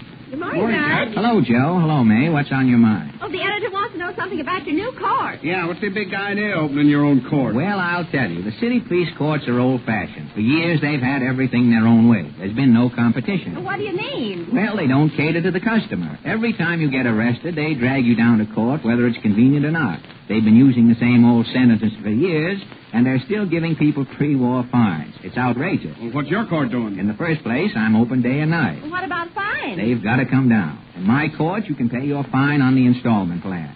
If I fine you $10 and you haven't got it, you can make me an offer, and I'll bet you won't get away. Say, that's great. Oh, this'll look good in the papers. Everything else is cut rate, and I'm running a cut rate court. No case too small for me to handle. I want to put crime within the reach of every man, and you'll get justice here just as cheap as you'll get it any place. Okay, Your Honor. Well, so long. Make it strong in the papers, folks. All right. If I put this over, I'll start a chain of cut-rate courts around the country. It'll put the police out of business. Court is ready to open, Your Honor. Say, how does my new robe look? Well. Okay, I'll go right in. Oh, yes, person having business for the cut-rate court. Give it a dinner. Order in the court, please. Order in the court. Sit down, everybody. First case? John Flock versus Caesar Bemis. Assault and battery. What happened, John? Well, I was working at my filling station on the night of the 7th, Your Honor, when this man here... Mr. Bemis? Yes, he drove up in a roller skate. A roller skate? Hey, I'll brain him. Now, wait a minute. Wait. Order in the court, please. If he makes fun of my car again, I'll... Sit down, Bemis. Yes, Your Honor. Now, Mr. Flood, continue. Well, as I was saying, he drove up the filling station, I waited on him, and he slugged me. That's all, Flood. He hit you for nothing? Yes, Your Honor. He didn't charge me a cent. Now, Bemis, take the stand and tell us your version. Yes, Your Honor. 6 months ago, I bought a small car. A baby Boston? Yes, Your Honor. And my life's been miserable ever since. People laugh at you when you're in it. Yes, Your Honor. And dogs bark in through the windshield? Yes, I couldn't stand it any longer. But why did you assault Mr. Flood? I drove up to his filling station and said, give me some gas and oil. Yes? He said a teaspoonful of gas and 4 drops of oil ought to fix you up. Gosh, that's a pretty old joke. Yeah, I heard it 1,000,000 times since I bought the car. But I didn't say anything. When I paid him, he said that'll be 45 cents for weaning your scooter. And then you struck him. No, he looked at the car and said, if you want me to sneeze in the tires, it'll be 15 cents extra. And then you punched him. No, I threw the car at him. Flood, you're fined $2.32 for assault. Bemis, for throwing the car, I'll fine you $3 for the battery. Next case? Your Honor, Officer Moifey. He arrested these 2 midgets. Charges, officer? Creating a disturbance in the day nursery. I don't try midgets in here. You know that. Take them to a lower court. This is the lowest court I know. That's belittling, Murphy. $10 fine. All right, I got it right here in my pocket. And 30 days. See if you've got that in your pocket, too. Next? There's a little Goya, Your Honor.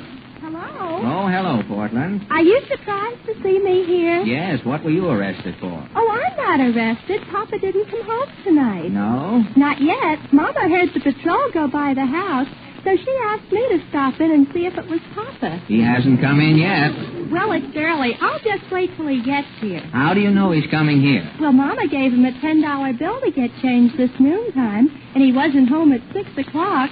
Every time he has money, he does the same thing. Does what? Well, first he takes out enough to pay his fine. Then he goes to his speakeasy and lets nature take its course. If your mother knew he wouldn't come home, why did she give him the $10?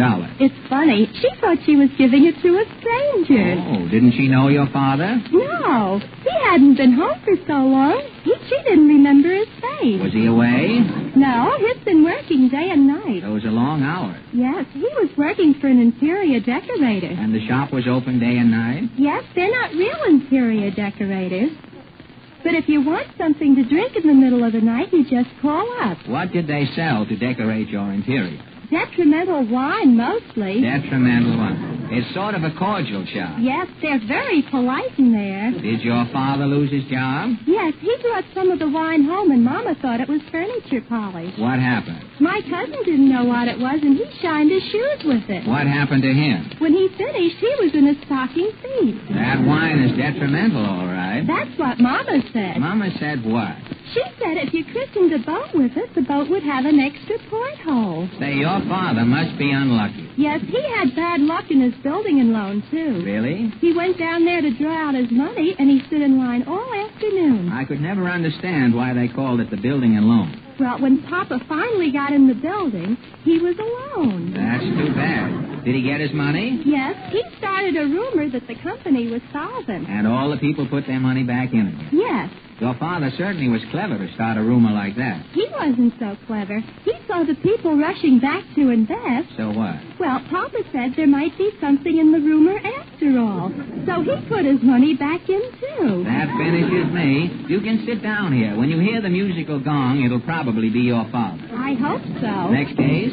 Filbert Lavender. Yes, Your Honor. You're charged with picking things up in department stores and forgetting to pay for them. Oh, I'm so absent-minded, Judge. I pick up the strangest things. My best friend was a blacksmith, but now he hates me. Why? Well, you see, in a moment of weakness, I stole his anvil. A kleptomaniac, eh? Now, you're charged with stealing 6 bottles of perfume. Guilty or not guilty? Oh, anything that will please you, Judges. 30 days will make me very happy. Oh, thank you. That tickles me pink. Next. Lillian Lowhill. Lillian Lowhill. Take it easy, Copper. I hear you. Yours is a very strange case, Miss Lowhill. I'd advise you to get a lawyer. Listen, I got in here without a lawyer, and I'll get out the same way. You're charged with leaving things in stores and public places. Now, on January 4th, you left a pound of cheese in a flower shop. On the 20th? I know. I left 4 herrings in a jewelry store. Yesterday, you were caught leaving cream ale in the public library. Now, what's the idea? Well, it's this way, Your Honor. I used to steal things every place I went. I couldn't help it. It was like a disease. You mean you were a shoplifter? Yeah. Some big doctor said he'd cure me if I'd take 10 treatments. What happened? Well, I took 20 treatments to make sure. I overdid it. Didn't you stop shoplifting? Yeah, but now I go around leaving things in places. It's like another disease. I'll fix you up. Officer? Yes, Your Honor. Bring that kleptomaniac in here. Yes, Your Honor. Say, don't put me in a cell with that guy. I'm not putting you in a cell. Yes, Your Honor. Yes, I am, Judgy. You great big legal beauty, you. Meet Miss Lowhill. Oh, charmed, Jimmy. Take it easy, Mayday. Now, I'll release you two on one condition. Filbert, you follow Miss Lowhill wherever she goes. I order you to pick up the things she leaves around. That'll keep you both out of trouble. Thanks, Your Honor. Wait a minute. Lock the doors. My watch is gone. Oh, Judgy. Here it is, Judge. I've seen him take it. Fine. You two are working together already. Next. Randolph, you saggy bottom. Yes, Your Honor. You're charged with parking your car overtime. Your Honor, I didn't. Order, please. Will you plead guilty? The fine is $8.15 for one offense, or 2 parkings for $15. I'm not guilty. All right, take the stand. You'll find out whether you're guilty or not. Now, it says here you not only parked overtime, but your car was next to a fire hydrant. Your Honor, Order, please. While the car was parked, a fire broke out, and the fireman couldn't connect the hose. Fireman Spark? Yes, Your Honor. What happened? We drove up with the engine, and the car was in the way. We seen we couldn't do nothing, so we went to another fire. And the house burned down? Yeah. That's all? I'm not guilty. Oh, you're not. Did you know that the heat from the burning building blistered the back of Miller's Market? Mrs. Miller. Yes, Your Honor. Take the stand. Did you see the defendant's car parked near the fire hydrant? Yes, Your Honor. Tell us what you know about the case. Well, my husband owns a butcher shop. And when the building next door burned down, it melted the ice in the icebox and soiled all the meat. How do you know it spoiled the meat? Because my husband's sick from eating it. Are you sure he was ptomaine from this particular meat? Yes. Mrs. Clancy bought some of it, and her husband nearly died. That's all. Mr. Clancy. I'm not guilty, Your Honor. Keep quiet, Saggy Bottom. Now, Clancy, what is your occupation? I'm a letter carrier. And you were poisoned by this meat? I nearly died, Your Honor. I lost my job on account of it. I took sick and couldn't deliver the mail until 2 days later. And when you couldn't deliver the mail, Miss Baxter was dispossessed. Miss Baxter? Righto, Your Honor. Tell us your story. Well, my rent was overdue, and I sent a check the very day that Mr. Clancy was stricken. And your check, naturally, wasn't delivered in the mail. No, Your Honor. My letter stayed in Clancy's bag, and I was dispossessed that night, Your Honor. I'm not guilty. I'm not through, Mr. Saggy Bottom. This is a court of justice. Now, when Miss Baxter's check failed to arrive, the landlord, Mr. Feinbaum, found himself in financial difficulty. Mrs. Feinbaum? Yes, George. Tell us about your husband's dilemma. Well, I'll tell you. Mr. Feinbaum owed the bank on his mortgage, you see. He was going to use Miss Baxter's check to settle the amount. But he didn't receive the check, so he couldn't pay the bank. No, the bank took the building away from my husband. Oh, and Mr. Feinbaum went crazy. He jumped out of a window. Now I'm a widow. I'm not guilty, Your Honor. No, Randolph, you Saggy Bottom. You're not guilty on the charge of parking overtime. But if your car hadn't been parked in front of the fire hydrant, Humbert Feinbaum would be alive today. I hereby charge you with the murder of Humbert Feinbaum and sentence you to 40 years. What was that shot? Your Honor, Saggy Bottoms killed himself. Killed himself? That'll be 10 years more for contempt of court.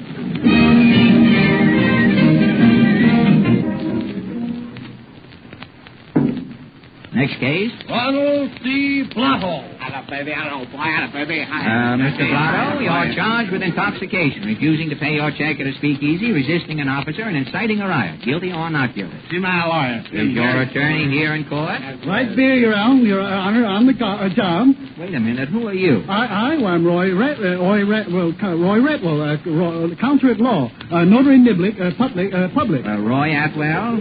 Yes, Your Honor. Is the defendant guilty? Guilty? Guilty? Yes. No. 1,000 islands, no. I demand a habeas corpus, a corpus. My client is as innocent as a newborn babe. This case is as clear as the crystal. Boy, I'll tell you, Webster. Order in the court, please. Oh, no harm done, Your Honor. My client is feeding his goat. Feeling his oats. Mr. Blotto's a prince. A hail fellow and well met. No, never mind that. Put him on the stand. No sooner shed than done. I'll have him acquitted in milkshakes of a clam's tail.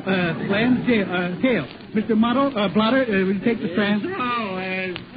Your Allen, he's a slobber. A sober as a fudge. Yes. Proceed with the case, if you will. Exactly. Now, Mr. Blotto, we want the truth and butter, not the sleuth. Mr. Truth, we want the truth and nothing but I object. Wait a minute. What are you objecting for? Well, I thought I'd take the words out of your mouth. Every time I try a case, somebody objects. And the boy Darrell and the boy old Clarence. Order, please.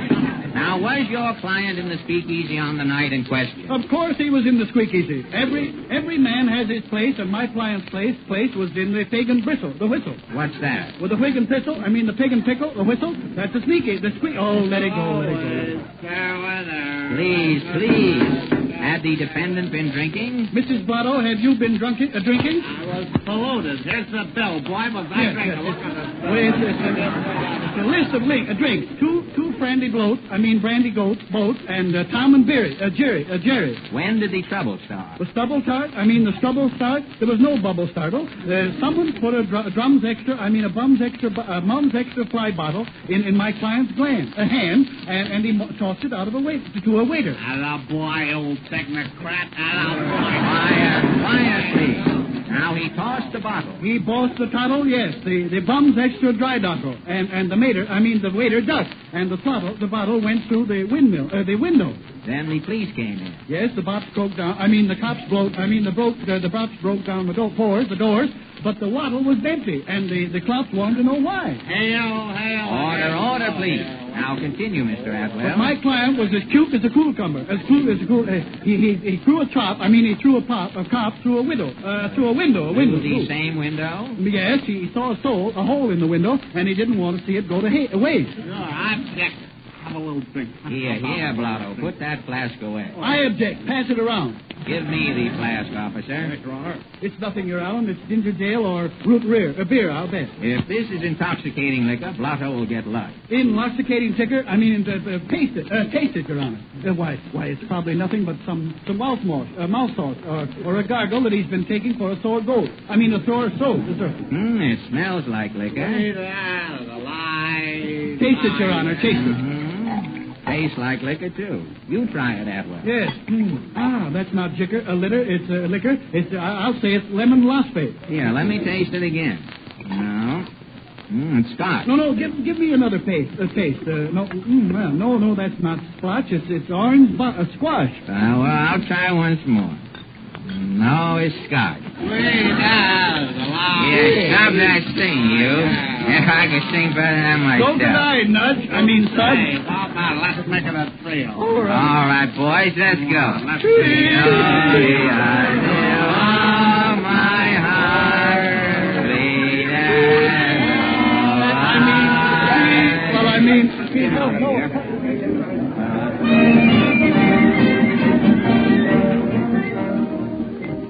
Next case. The Sisters of the Blue Nose versus Floppo Stock Company. State your case, Miss Snoop. Well, I am president of the Sisters of the Blue Nose. The Floppo Stock Company put on an indecent show, and we raided the theater. Mr. Ham, are you the producer of these shows? I'm not only the producer, but the guiding star, the leading light. We're going to put your light out. The actors are a public menace. Show them no mercy, Judge. The quality of mercy is not strange. This is no time for poetry, Ham. What show were you presenting? That famous melodrama, And the smell of the Yukon. Oh, yes. That's the play about the Alaskan gold rush. It's indecent, Judge. It's all about gold diggers. All is not gold that's in bridge work, madam. No proverbs, Ham. Are you guilty or not guilty? You're the judge. That's right. I forgot. Is your company here? Yes, Your Honor. They're terrible, too. We'll soon find out. Now, let me see the questionable part of this play. Yes, gladly. You'll see the play is as clean as the driven snow. Yes, snow that's been driven through Pittsburgh. Quiet, quiet. On with the show. I say, Big Chief Running Pants, are you sure you know the way? We know every foot in Alaska. Oh, Your Honor, that's a suggestive remark. He knows every foot. He's an Indian chiropodist. That's not vulgar. Go on, Ham. The place is full of wolves. Look at those tracks. Wolf no have track. Stick or have track. Look, Chief, in the mountains. Those figures are moving. Mountain goat. You mean it's a haunted mountain?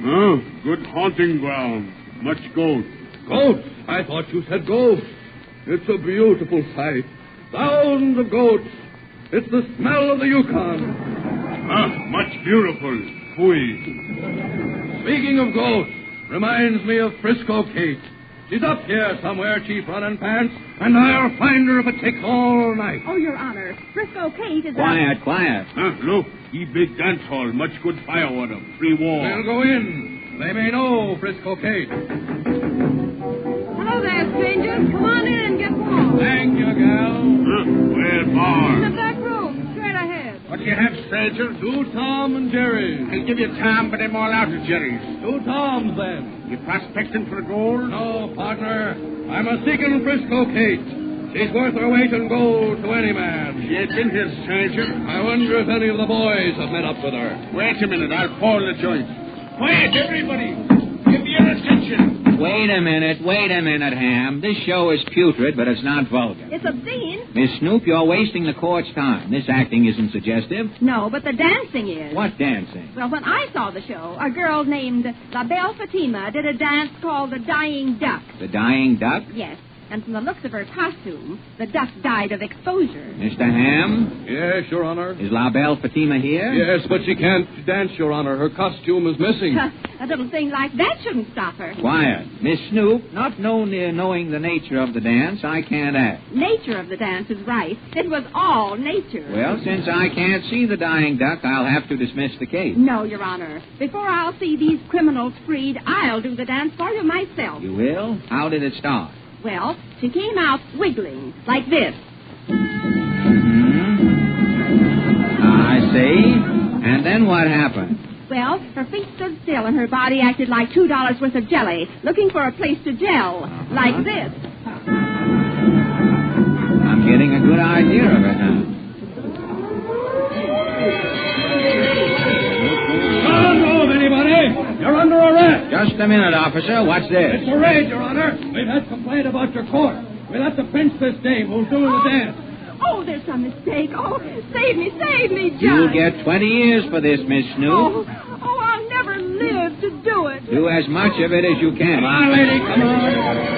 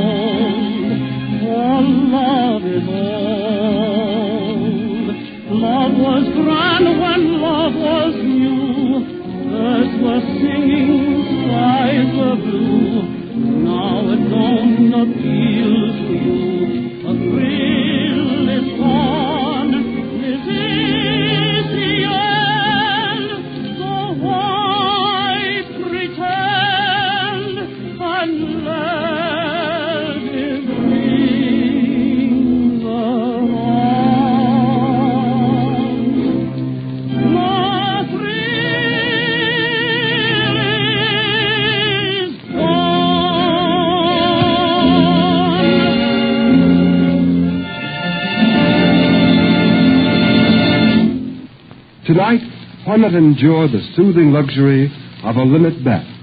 Notice what complete relaxation it affords your entire body. And notice, too, the refreshing difference in your skin.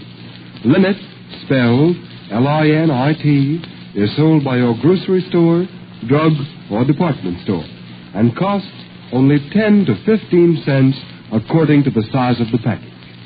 Before returning you to Fred Allen, may we again remind you of our attractive perfume container offer. Make a memo now to write for yours tonight. Send the top flap of a Linnet package together with 10 cents to cover handling and postage. You will find the address printed on both the Linnet and Creamel packages. And here is Fred Allen. Good night, ladies and gentlemen. We'll all be looking for you next Sunday, so long.